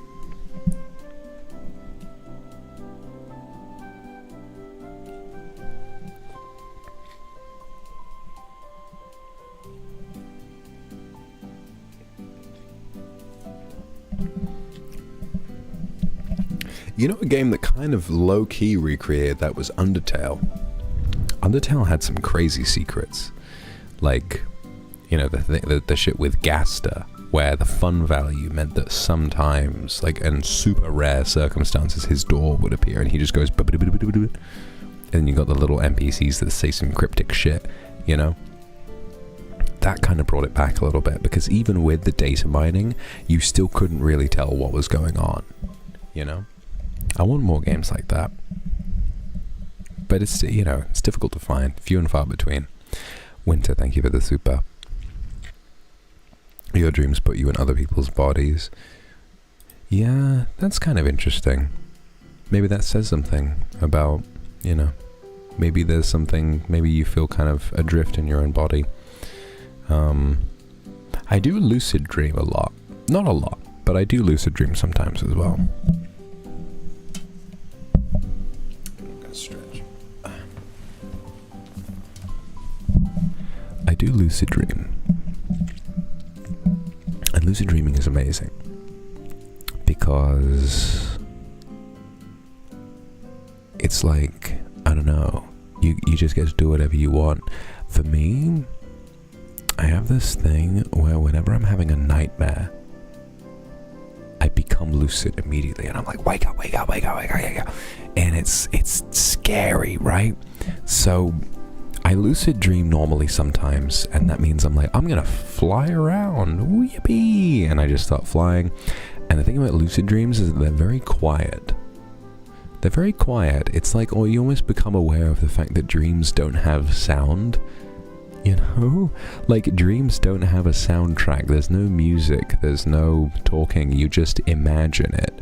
So if you're lucid, you suddenly realize, wait a minute, I'm just seeing images. My brain is conjuring up, I can't hear anything, you know? So they're very quiet.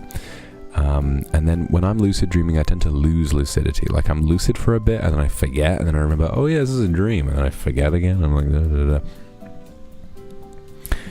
But a lot of the time, like there have been so many times when I'm having a normal dream and then shit gets fucking scary. I remember the night that I stayed overnight in my own little hotel in Osaka while we were at USJ. I had this dream. I had a very normal dream. Oh god, I just remembered I had a horrible dream actually while I was there. I had the most horrible dream while I was there. So I was walking along. It was a street that looked like it was in the UK. It was like a little dirt path, and there was like a fence by this dirt path with some chimpanzees and like all loads of different monkeys in it. And I had my own pet monkey. I had a pet monkey, right? And I was walking my pet monkey. I had a little leash around this monkey, and I was walking this monkey along. And then the monkey, my pet monkey, he went up to the fence where all the other chimpanzees, monkeys and apes were behind it, and he jumped on top and he said, and he was kind of gesturing like, let's go through this way. And I was like, that's not a good idea, little monkey. Like, I don't think we should do that. That seems like a bit of a bad idea. And then he got grabbed by one of the monkeys and they pulled him down and they went to go and eat him. And I was just grabbed onto the fence and I was like, please, please stop, stop. I was screaming. I was like, leave him alone. Let him go. Let him go. I couldn't believe it. And these monkeys who were about to eat him, they looked up at me and they almost started backing off because I was like scaring them with how loud I was screaming to like let the little monkey go. And thankfully I didn't see anything happen in the dream, but it was very scary. It was like my little friend was about to get eaten alive by all these other monkeys. I think that was inspired by a nature documentary I saw once where like a tree monkey got like caught by some chimpanzees and like they like tore its limbs off and ate it, and I was like, Jesus Christ, they really are violent, aren't they? But then so that happened and that was scary. And then you ever have it where it's like a dream and you wake up into another dream, you know? And so I woke up from that, and in my dream I was awake in the hotel, and I was like, what a horrible dream. But it was a different hotel, and there was a slightly open door in front of me, and I look over, and then it was literally like I overdosed on Benadryl. The Hat Man was there.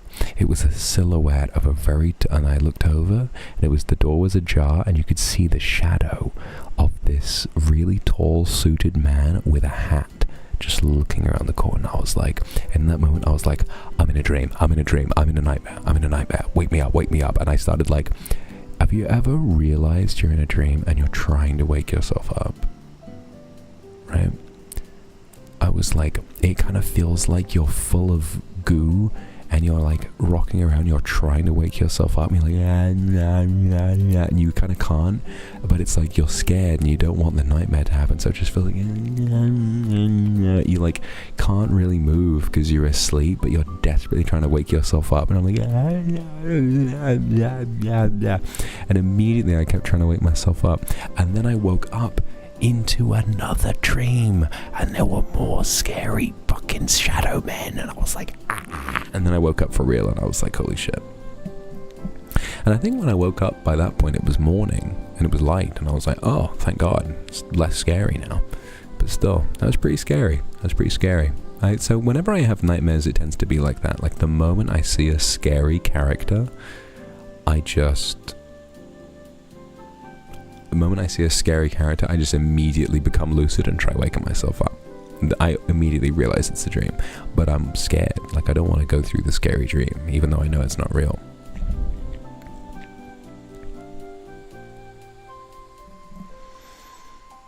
Yeah, but you know, I'll never forget that one time I had sleep paralysis. So freaky. I told this story on stream before. But the one time I had sleep paralysis, I was like awake in bed, or like not awake, you know, I had sleep paralysis. I'd just woken up into the state of sleep paralysis, and I was like, this is weird. I feel like I'm dreaming, but I'm not.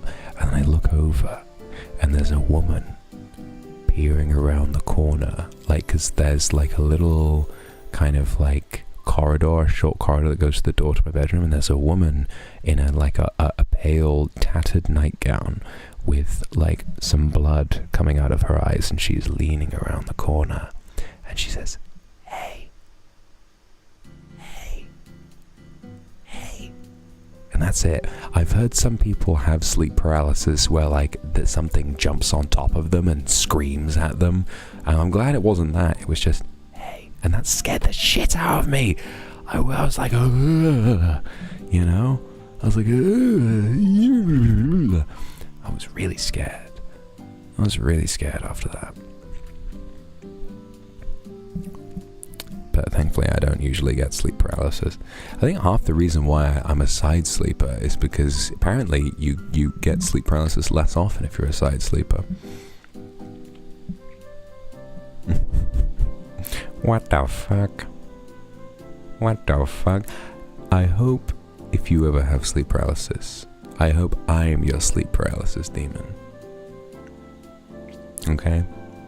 I hope you hallucinate me, and the only reason you can't get up is because we're fucking. That's a lot nicer. That's a lot nicer than a scary woman around the corner saying, hey.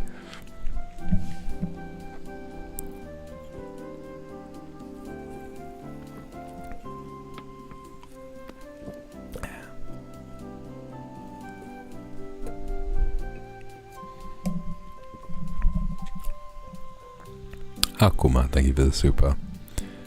Once I encounter a ghost and I scream your name in it and escape from its restraints. Oh, that's interesting. Yeah, I'm like a magic word.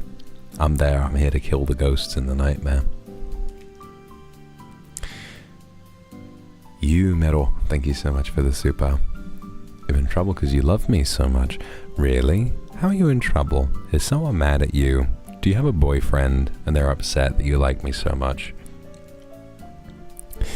I'm sorry if he's that jealous. Clearly he might not have what I've got.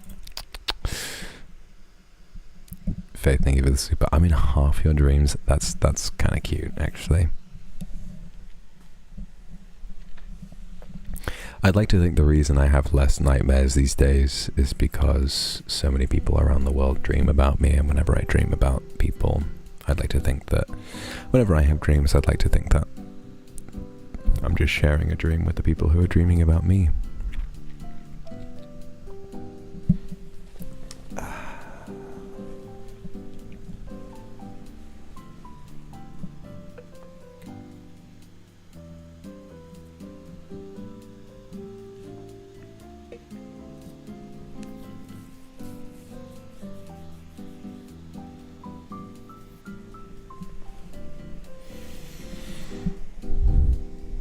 Misa, thank you for the super. Show up in my dreams. That's sweet. I hope you dream about me tonight. Mara, thank you so much for the super. You were with your family at the beach, and I was in the corner of your vision, just streaming over it, burned into your eye. That's hilarious. Like monitor burn in. That's really funny. It's like you've watched so many of my streams that you literally like can't even get, you know, I'm literally burnished your retinas.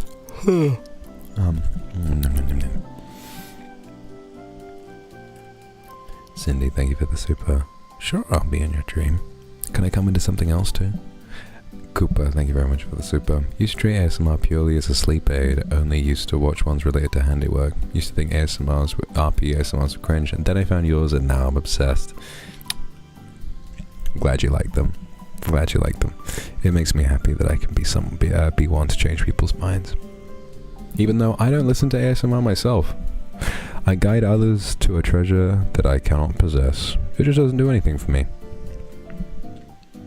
I've listened to a couple Gone Wild audios though, but that's not a regular thing. I just do that occasionally. Say thank you. I fired on you. I'm sorry. I hope you can recover from that. Moeko, thank you for the super. May tomorrow be another good day. I'm sure it will. I'm sure it will.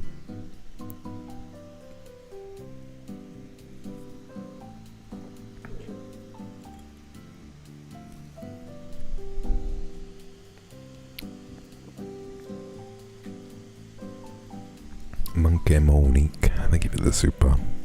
Don't know if I've ever mentioned this once. You joined me in a dream and you were guiding me, but it was my big demon form. We had to save Cerberus for some reason. Now that's pretty cool. I haven't met Cerberus. Sorry to hear that he was in danger. I hope we managed to get everything alright. Jennifer, thank you for the super. Come in my room. Put your train in my tunnel, baby. Like James Bond. Beep, beep. Shh. Miley, thank you for the super. I hope I do too. Lily, thank you. Actually, my dreams are a lot like normal ones. Funny and spicy ones. You were actually one of my sleep paralysis demons as well. Really? Oh, that's nice.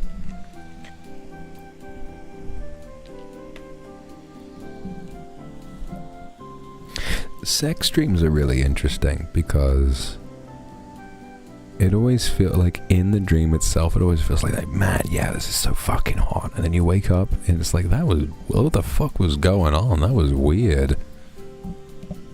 It's like, that doesn't make any sense at all. Like you look back and you're like, oh, I don't want to do that at all. I told you about the dream I had where I was in this weird, completely like open setting in a place where I definitely would not want to be having sex, and was like, the fact is that in my dream, the woman that I was having sex with in my dream, I don't remember the face of it all, but it was like just missionary, and then I look over and then I see another couple and some other woman doing missionary with a man, and that man being YouTube movie reviewer Jeremy Johns, and he just kind of looks over at me and gives me a thumbs up, and I was like, cool. And that was a dream where even in the dream I was like, alright, something's wrong here. What the fuck is this dispassionate missionary foursome going on, and why is Jeremy Johns here? Never once had a dream about that man in any other context other than the fact that he and I were both having sex with different women right next to each other at the same time. It was very weird.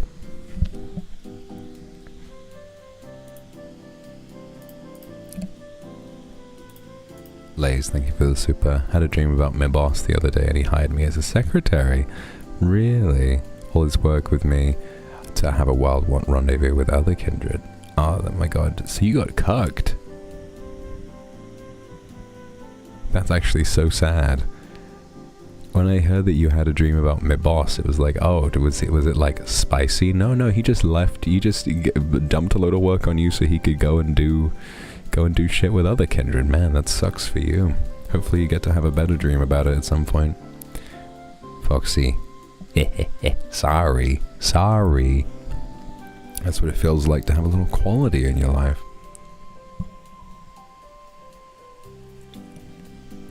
Alright, Swing, I'll be in your dreams every single day. Don't worry.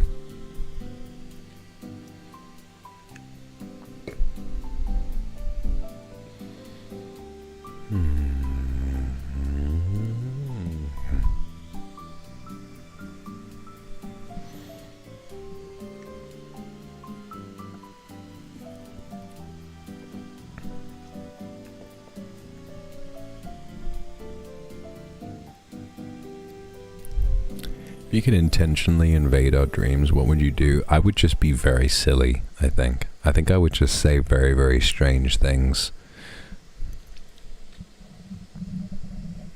I think if I had the power to invade people's dreams intentionally,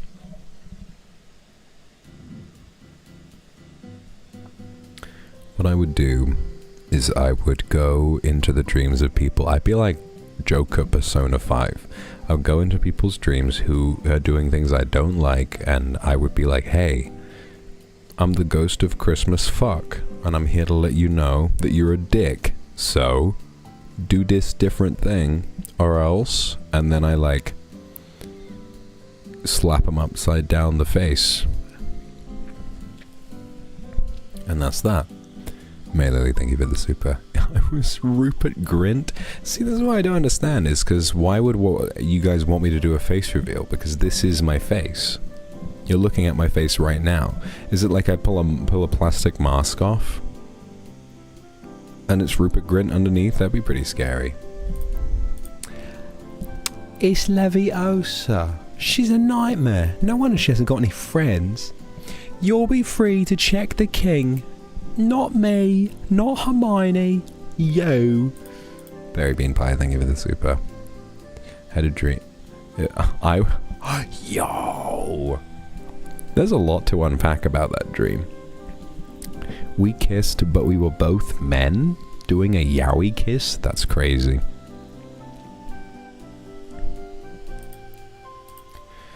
Finch, thank you. Boyfriend falling into a well ASMR. That was a thing for a while, wasn't it? It was like goofy ASMR where it's like your boyfriend gets hit by a car or something like that. I don't know. I think Ver did a bunch of those.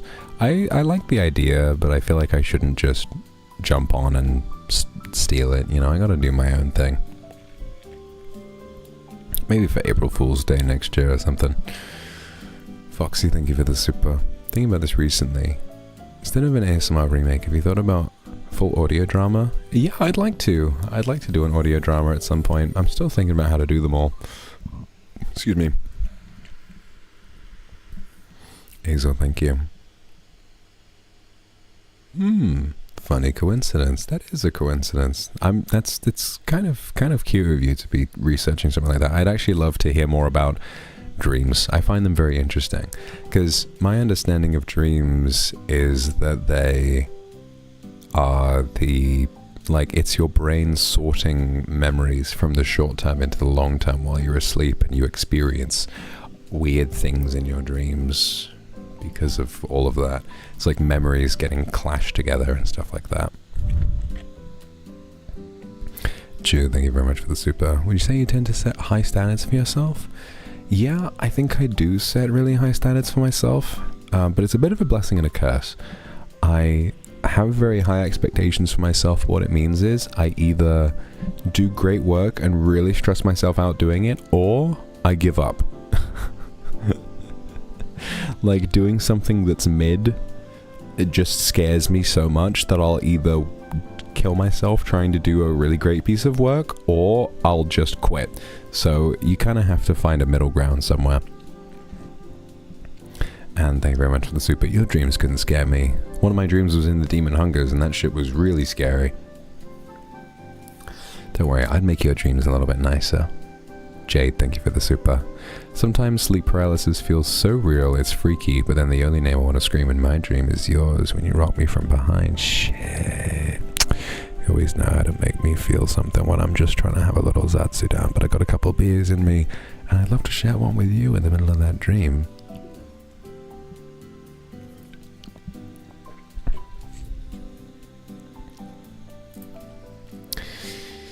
Yeah, there's something else that's nice to dream about. Cerulia, thank you for the super. I had a dream about you when I first started to watch ASMR. You told me to get ready. Thought I'd have to kneel down later, so I wrapped some bubble wrap. It's probably a good idea. It's probably a good idea, honestly. Just Jay, thank you for the super. I had pregnancy dreams in the past. I could feel the baby in me. I don't want to have kids. Every time I woke up, I would frankly touch my stomach to make sure it was just a dream. And that's freaky, because I know that like a lot of girls will get, or people with wombs will have dreams about being pregnant or, being mothers. And for a lot of them, it's like tragic because it's like a wonderful feeling. Like, oh, I'm so excited to have a child and all of that kind of stuff. And then you wake up and it's not real.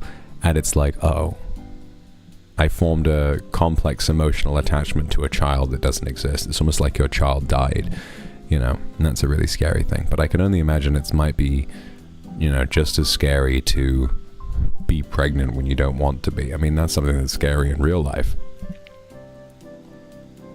They feel so real. That's what I've heard, yeah. I've had a dream about having kids before. Yeah. It didn't... I imagine the female experience is different. Because... Hang on. Oh, gosh. I imagine the female experience is different. Because when I had a dream about I had a son, it was just like a nice dream. And I woke up and I was like, aw. Because in actuality, I'm like, I'm not ready to be a dad yet. One day I really do want to be a dad, but not yet. But when I woke up and I realized that, oh, that kid in the dream wasn't actually my son, I was just dreaming, I was like, oh, well, that's that. But I think the idea of dreaming that, I don't know, I feel like for women it probably feels a little different. Ada Tenchi, thank you for the super. It's okay to be busy. Aini, hope your English goes well. I think your English is very, very good, so you've got nothing to worry about, sweetheart. Thank you.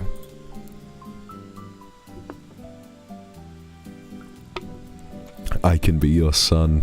Yay. I'm gonna be a dad. I'm like Rodney. I'm like Herb Copperbottom coming home in fucking Robots. Do you guys know that Robots is like my dad's favorite film ever? I don't know why. It's that and Jason and the Argonauts. But every time, he's just obsessed. He's so amused by these little things, you know? He's so amused by these little bits, and Robots has all of these little contraptions and stuff. Like the bit with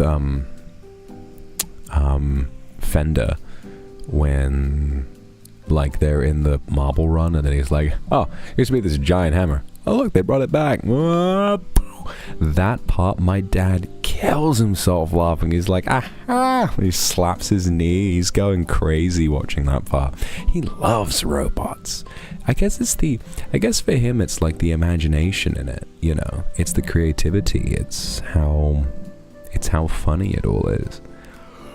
Oh my fucking god. They're saying he's yawning harder than anyone has ever yawned before.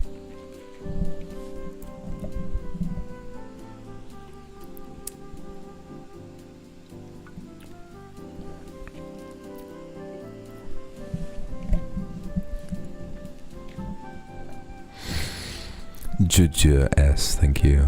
Had a dream about me. In the dream, we were college roommates. I watched your broadcast after it ended. We talked about games. Oh, that sounds like a lovely dream. Cindy, thank you. I had a dream that you and I were trying to attract a group of monkeys. We played some music for them and then we were just playing around. That sounds so cute. I'm glad I can give you guys nice dreams. I'm glad that you associate me with happy enough feelings that when you dream about me, nice things happen. It makes me very pleased. A yearner. Oh my god, I yearn like crazy. Why do you think I stream so much?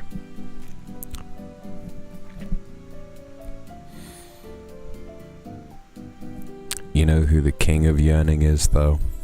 It's Mr. Knightley from Emma, when he realizes he likes her, and then he goes into the big room and tears off almost all of his clothes, and then lies on the floor and goes, ugh. He's like, fuck, I'm in love, fuck. That's real yearning. That's only real yearners know what that's like. Bluegrin, thank you. Had a dream that you had a wife and kid, and I spent the weekend over at your house and just hung out with your family while you streamed. That must be an interesting experience. Wonder how that must feel. Sunny, thank you for the super. I miss you too. Adam's apple. Oh, feeling myself trembling because of your snoring. Oh, that's very sweet. Ah, you slept on my Adam's apple? You're so tiny, so little. You can fit onto my Adam's apple, the tiniest little kindred of all. Sabina Carey, thank you for the super. One of my first dreams walked next to me through a little nostalgic village. It's so calm. Woke up smiling. That's so sweet. Do you ever have a dream that's so nice that you kind of want to go, you go to sleep at night and you hope, like, I hope I have this dream again, you know? Misty, thank you. Is it alright if I listen to ASMRs not for Yume's self-insert, but for shipping material I think about privately? You can listen to it for anything that you like. That's kind of interesting that you would listen to like an ASMR that's supposed to be immersive and you're like, okay, instead of me being the one sucking his cock in this closet in this office environment, it's actually UQ Wilson doing that. Kind of an interesting way to engage with it, but you know, I'm glad that was enjoyable for you. Yana, thank you for the super. Ever had a dream you had a project that Kindred had to make a short film for a marathon watch along? We watched them together like a film festival. That sounds so nice. That sounds so nice.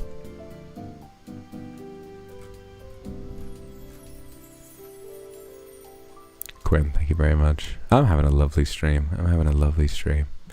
Foxy, thank you. I think the sweetest dream I had with you in it was when I was having a real bad nightmare. Tears and everything, but you just appeared, hugged me, and told me everything was okay. Aww. That was me. That was real, actually. I did that. I did kiss you awake. I did that consciously. Sweden, thank you. I really wish I could keep watching, but I have to sleep now. I have had a few nightmares lately. Oh. Well, I hope you have a wonderful, nice dream tonight.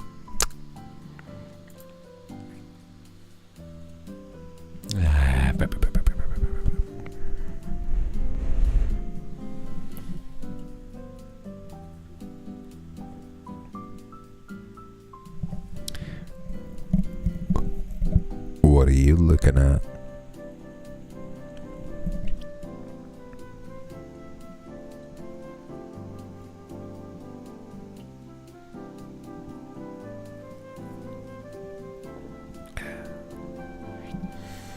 I have to use the bathroom, but I don't wanna go because I'm having fun. Wee.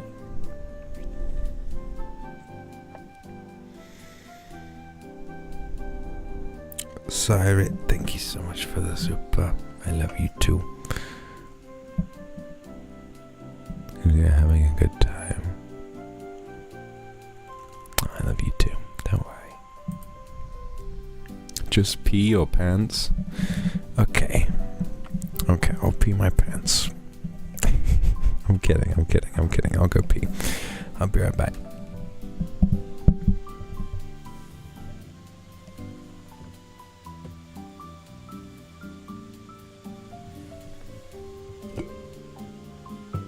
I'm not gonna pee my pants, guys, don't worry.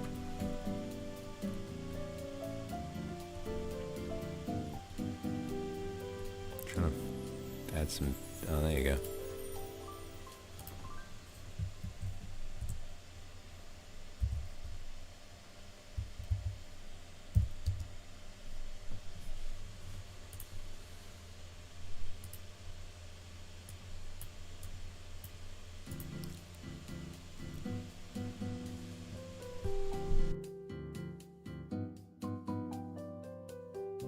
Mute? You don't want me to mute? Okay, I'll mute.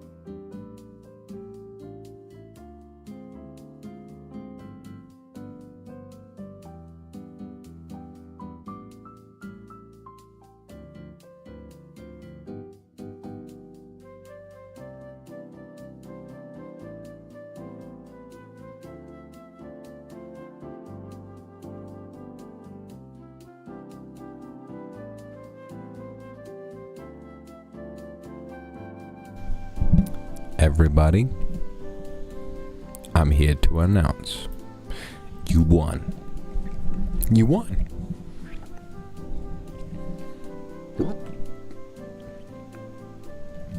You won.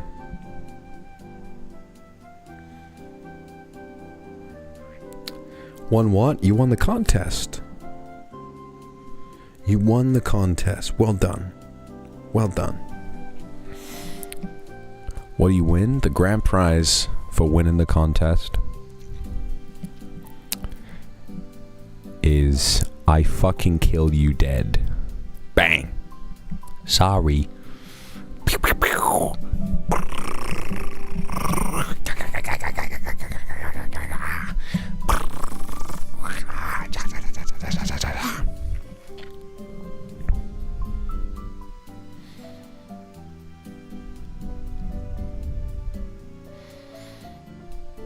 So,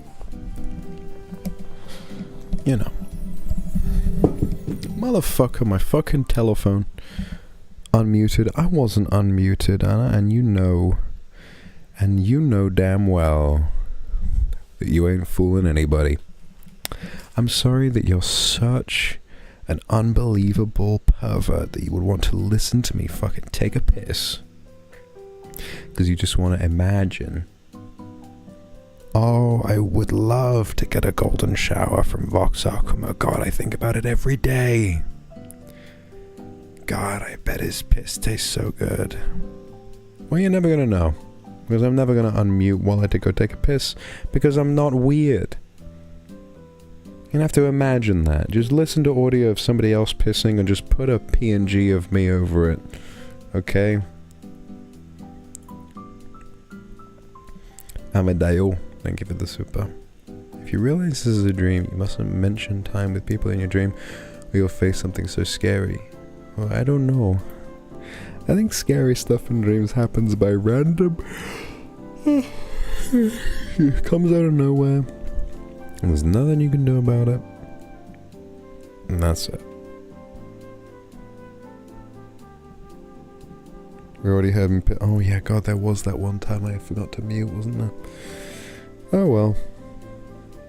Oh well. We live and learn.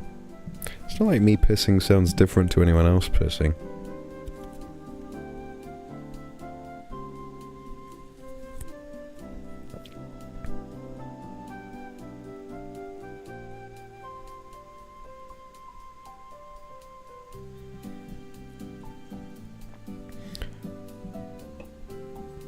Milking Mommy, thank you so much for the super. So far it's useful. Yeah, this is some good English to learn, I'm telling you right now. Sunny, thank you. It's actually quite sexy, I'm not saying the details. Is it really? Stayed in my memory for too long. Always want another dream to reach that level. Will you help me? I hope I can be in another one of those sexy dreams of yours. I really do want to know the details, to be honest. I hope you'll tell me one day. I want to know all the details, because I want to think about it too. I hope I have that dream as well. And thank you very much for the super. Playing tic-tac-toe on a paper with you at meet and greet and won. Hope this dream can come true one day. Okay, well bet. Chat, this is for all of you. Let's play noughts and crosses right now, okay? Here we go. Here we go. How am I going to do this? How am I going to do this? Alright. Let's play noughts and crosses. First of all, Squash Banana, thank you for the super. Yep, sorry. My dreams are gonna be your dreams are gonna be full of my piss. Okay. So if we get text on screen, where is it? Where is it? Okay. So it's like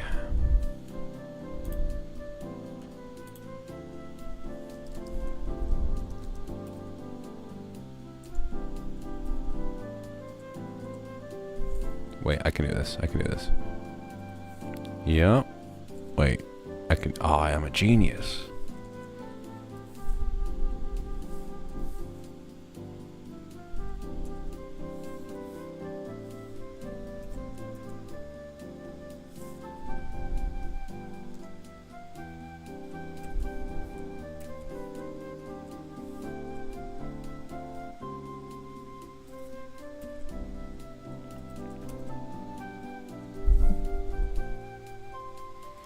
Okay. So there's the tic-tac-toe. There's the noughts and crosses board. Alright. Actually, we can just remove the ones on the bottom. And then just add some spaces. That's a little less confusing. Hang on.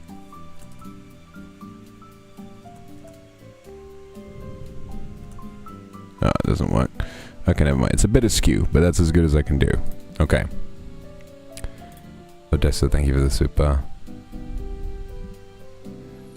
Yeah, a couple of times. The soundtrack from Silence of the Lambs is the one I associated with the Scientist ASMR. Clear Bubble, thank you for the super. But it sounds nice. Ah, well. There's always a first time. Okay. So we got this, right? I'm gonna go first. And I'm X's. And I'm gonna be a bitch. Because I'm going here. Okay. Alright, next up. Where are we going next?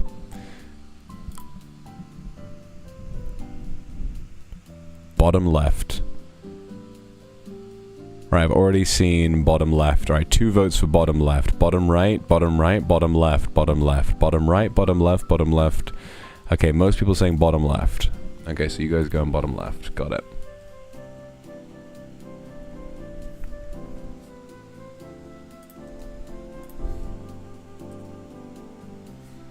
Okay, I'm gonna go here. Where are you going?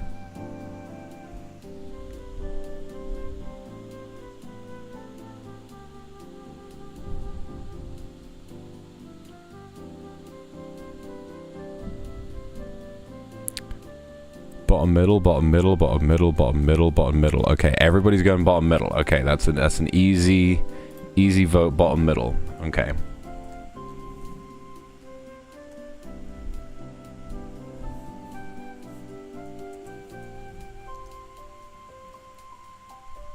Okay, bottom middle. Alright, I'm gonna go...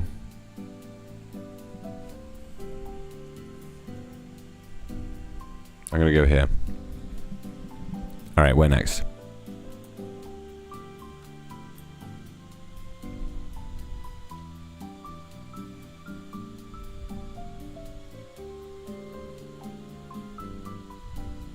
Top left, top left, top left. Okay, you guys going top left, okay.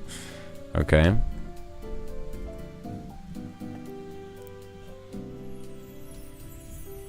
Okay. Well, unfortunately, I'm gonna go here. Wow, wow. Oh wait, no, I'm not. Oh shit, you guys win. Fuck, I'm stupid. I fucked up. I got 2 of them. I got 2 in a row, but then you guys win. You guys win because there's that one there. Alright, well done. I'm so dumb. I'm so dumb. I thought if I went on the right, that I would get like... I'd have 2, which is true, but I didn't realize there's this space there. Hang on a minute, if I go back... If I go back and I get that one... and I get that one, then you guys could just go there, and I go here, and then it's a draw. Alright, well, fair play. Alright, you guys are better. You guys are better at noughts and crosses than me. Well done. You won. You won the noughts and crosses. Well done. Well done.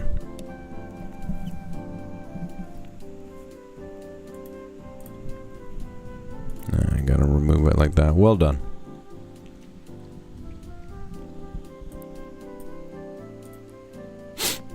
I can't believe I lost. I can't believe I lost.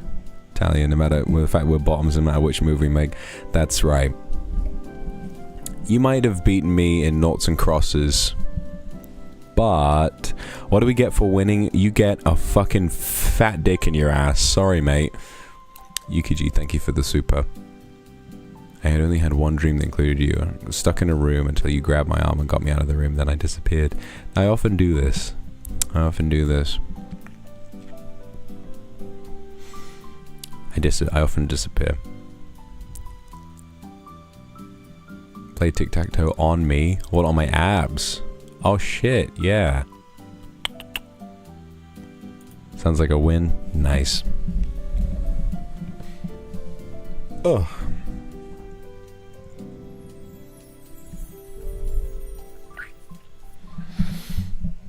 Mods.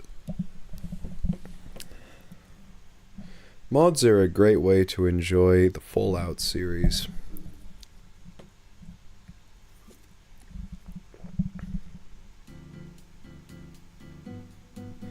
Finally getting that proctology exam, exactly. I'm going to be checking out at least 8 inches of that rectum and making sure that it's all up to par.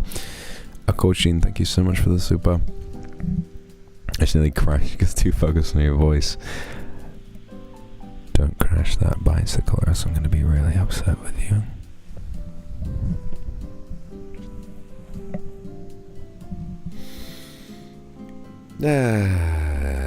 Astronaut, thank you for the super. Where's the prize for win this game? It's about... you gotta check your you gotta check your G spot. I'm afraid it's down there somewhere.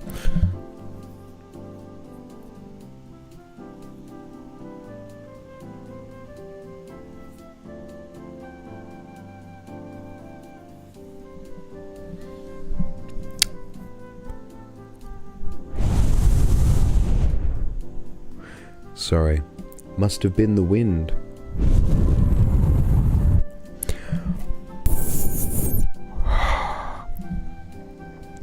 Courtney, thank you very much. Super big kiss. Okay, I can do that. Big kiss. Thank you. Thank you.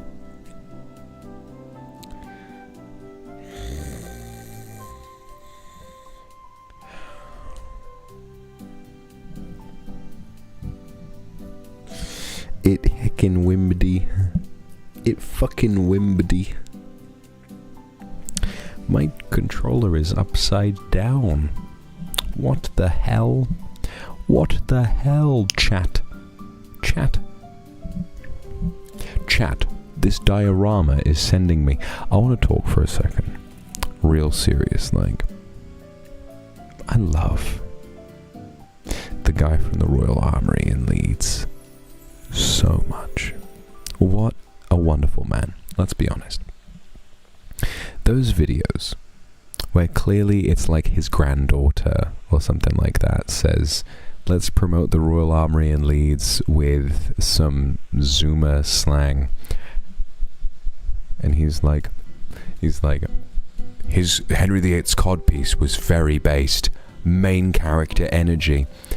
The way that he clearly cares so much about the Royal Armouries, he cares so much about the subject matter. That is his life's work, and he is so into it. Slay. Chat. This diorama is sending me. I just love the smile and how genuine it is. He is so... Because that's the thing. He is so... When you have passion, when you've been down that rabbit hole, you have so much respect for other passions. Because you know what it's like to get the relentlessism for something that you care about. And so when they come to him with this weird dialogue, he's like, anyway, I couldn't promote the Royal Armouries. Of course, he's so genuine about it. I would love to talk to that man. I'd love to meet. I hope. I've never been to the Royal Armoury in Leeds. Haven't been to Leeds many times. But if I ever did get the chance to go, I really hope I get the chance to meet him. I really do. I want to go there and be like, chat. This diorama is sending me. This is the largest assembly of arms and armour in all of the UK. Very based. I just like museums in general. It's just fantastic the amount you can learn from a museum. Be like, wow, chat. Isn't this based? But based on what? And thank you for the super. Based on what, guys? Museum date when?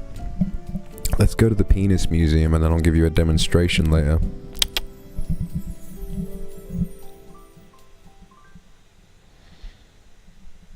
Misty, thank you for the super. Would you do an anime membership watch along someday? I was thinking I would like to do that, to be honest. I think that I do need to watch anime. If there's one anime, I want to watch Dun Da Dun, but one anime that I really need to watch, let me be honest with you, I've only seen the first season of Attack on Titan. I haven't seen any other Attack on Titan. I really need to fucking watch it. Okay, there's like, I've only ever seen the first season. I watched it and I just never watched the rest of it. So I kind of do need to do that. JoJo as well. Need to watch JoJo. Because obviously I spent a good month of my life freaking out and destroying my throat trying to sing Sono Chino Sadame JoJo, which made me so upset. So it'd be nice if I could watch the show and see what that's all about.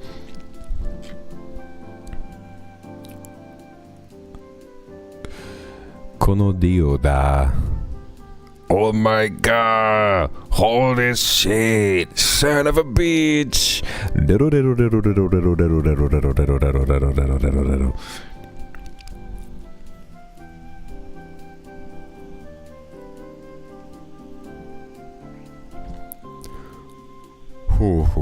Mukatte kuru no ka. Whatever the fuck he says. Chameleons, thank you very much for the super. I had a dream if I was strolling the streets. Should we let me stay by your side? Permission. Hope I never wake up. I hope you never do either. I wouldn't want to wake up from that dream. Misty, thank you for the super. There's one anime I'd recommend. It's cinematic. Monster. But what if I'm the monster that's been here all along? Gabby Hana, whatever happened to girlie? Hope she's okay. Lays, thank you for the super. This stream while in burrito mode makes it feel like we're snuggling and talking in bed. We are snuggling. I'm spooning you right now, and it's pretty cool. Getting Evie again. Rapid kisses. Thank you, Lace, for the super. I hope you're feeling nice and cozy and very loved right now. Thank you very much for the super, because you make me feel loved. Kumo-sama, thank you for anime. I think you fit JoJo and Gintama. Need to quiz for 3 weeks and buying tickets. Can I get something for cheering up? Everything's gonna be okay. And I'm always proud of you. Rinare, thank you for the super. I watched Evangelion recently. It's a really good anime. I do need to watch Evangelion, yeah. Fuck. I mean, I know I would love that. I just haven't gotten around to it. The yaoi is like the best yaoi ever. Interesting. That's not what I've heard about Evangelion, but I do need to check it out. Monkey Monique, thank you. Reminds me of once at school. Went to an art museum and the first display when we entered, the teachers didn't know, so they made everyone stand in the lobby until they decided how to get us in. That is always really interesting.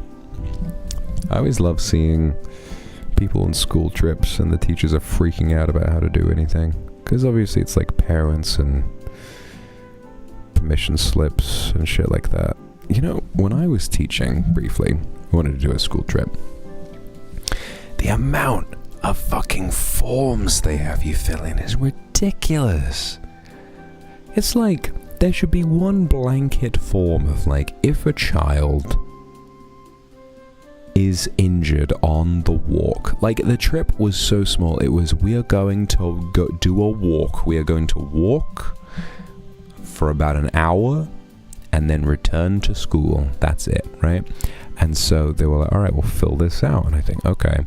So and then it's like, oh my God, they have a health and safety form for every single possible scenario. And then there was a form, I'll never forget this. There was a form that said, what would you do if a child got a stick stuck up their nose? And I was like, I don't fucking know, Barbara. What would you do? Remove the stick from the child's nose if it was safe to do so, and if it was lodged too far in its nose, I call the fucking ambulance and have them deal with it. What? Surely that's how you should deal with everything. Try and sort it if immediately, if safe to do so. If not, call the ambulance, or perhaps bring them back to the school's medical center. End of story. Why do I need a specific one for a stick up the nose, you fucking wet wipe? I was very upset and my hand hurt from writing.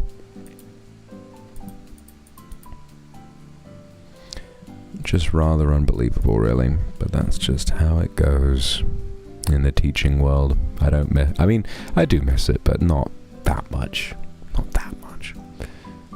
Karis, thank you very much. Yeah, I'd rather give some quality spoon than you go to work, but that's life, unfortunately. Oh well, you can always pretend. No matter where you're sitting, you can always pretend that you're just sat on my lap, and then everything gets a lot easier, doesn't it? Thank you, Cooper, for the super. I haven't watched that, but it sounds good. And thank you very much. I've heard Gintama is really funny. 1+1, thank you for the super. Of course you can. And Monkey, thank you so much. At Penis Hall, there is nothing wrong with learning about the penis. You know? Fufuching, thank you so much for the Akasupa. That's so kind of you. My lord, I just graduated from my grad program after 3 years. Thought I should share this because you're one of the main sources of motivation for you not to give up when you thought you couldn't make it. No idea how much I appreciate you. Thank you for being you, and I love you beyond. Well done. I'm seriously so proud of you having made your grad program after 3 years. It's a lot of time, a lot of effort, but you made it, and I'm so glad I could have been a part of that journey. I'm very proud of you, and thank you for the gifted members as well. I'm glad I get to share in a little bit of that joy with you. Mwah. I'm very proud of you. Well done. Well done. Seriously. Well done.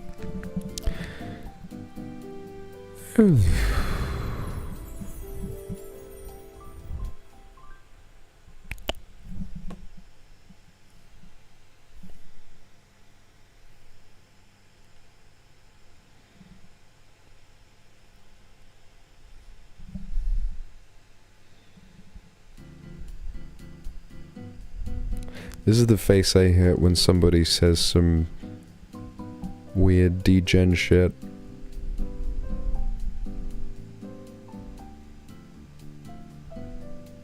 This is the face I hit when someone asks me if I've ever heard of Silas from Love and Deep Space.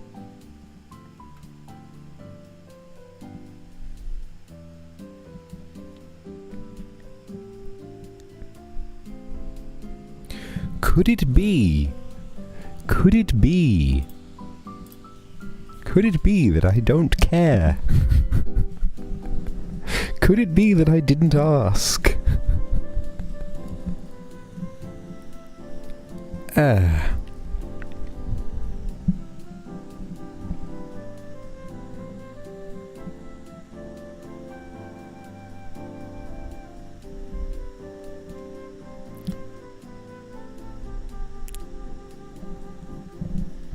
Let me chill.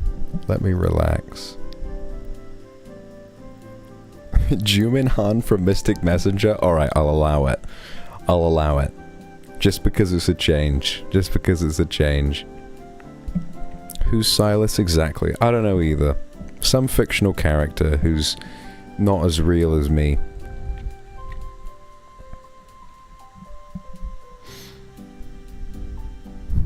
Does Jumin Han is gay? Guys, Bruno Earth or Kanye East?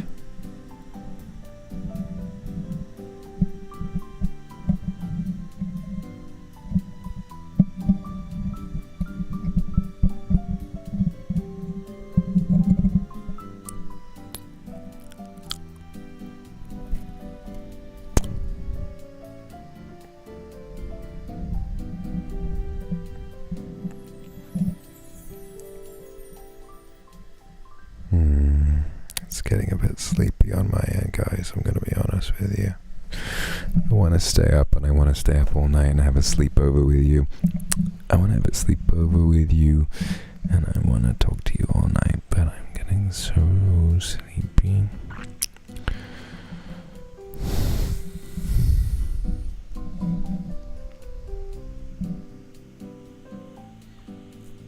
I think it's about time I got some sleep.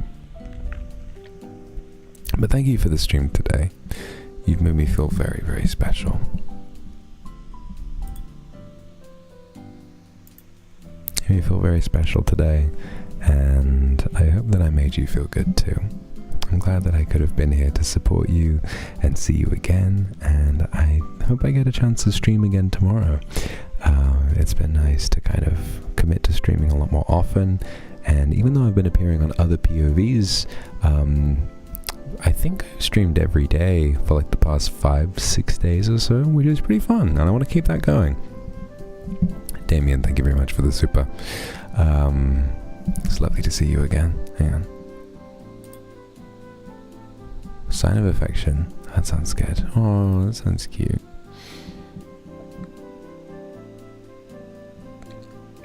Sako, thank you for the super. Oh yes, to me. Hope to see you in my dream too. And Tender Dream, thank you for the Aka super. Listening to the rhythm of the rain outside while your voice mingles with the cool evening breeze through your window. The perfect weekend evening. Thank you. And thank you, Tender Dream, for being the perfect capstone to a lovely, cozy, soft stream. It always makes me feel very happy to get to see your face and read your name. And I'm glad I could have helped relax you a little bit today. My sweet girl, thank you. Cleon, thank you so much for the super. Get a good sleep, oh dumb demon. That's you with my giant gorilla hands. You got giant gorilla hands. Thank you. And Peichan, thank you for the super. Okay, I'm going to sign off here. Thank you everyone for a lovely, lovely stream, and I will see you.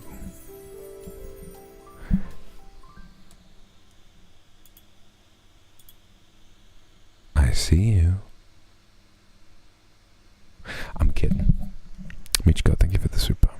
And Yuki, thank you for the super as well. Oyasuminasai. Oyasuminasai. Good night.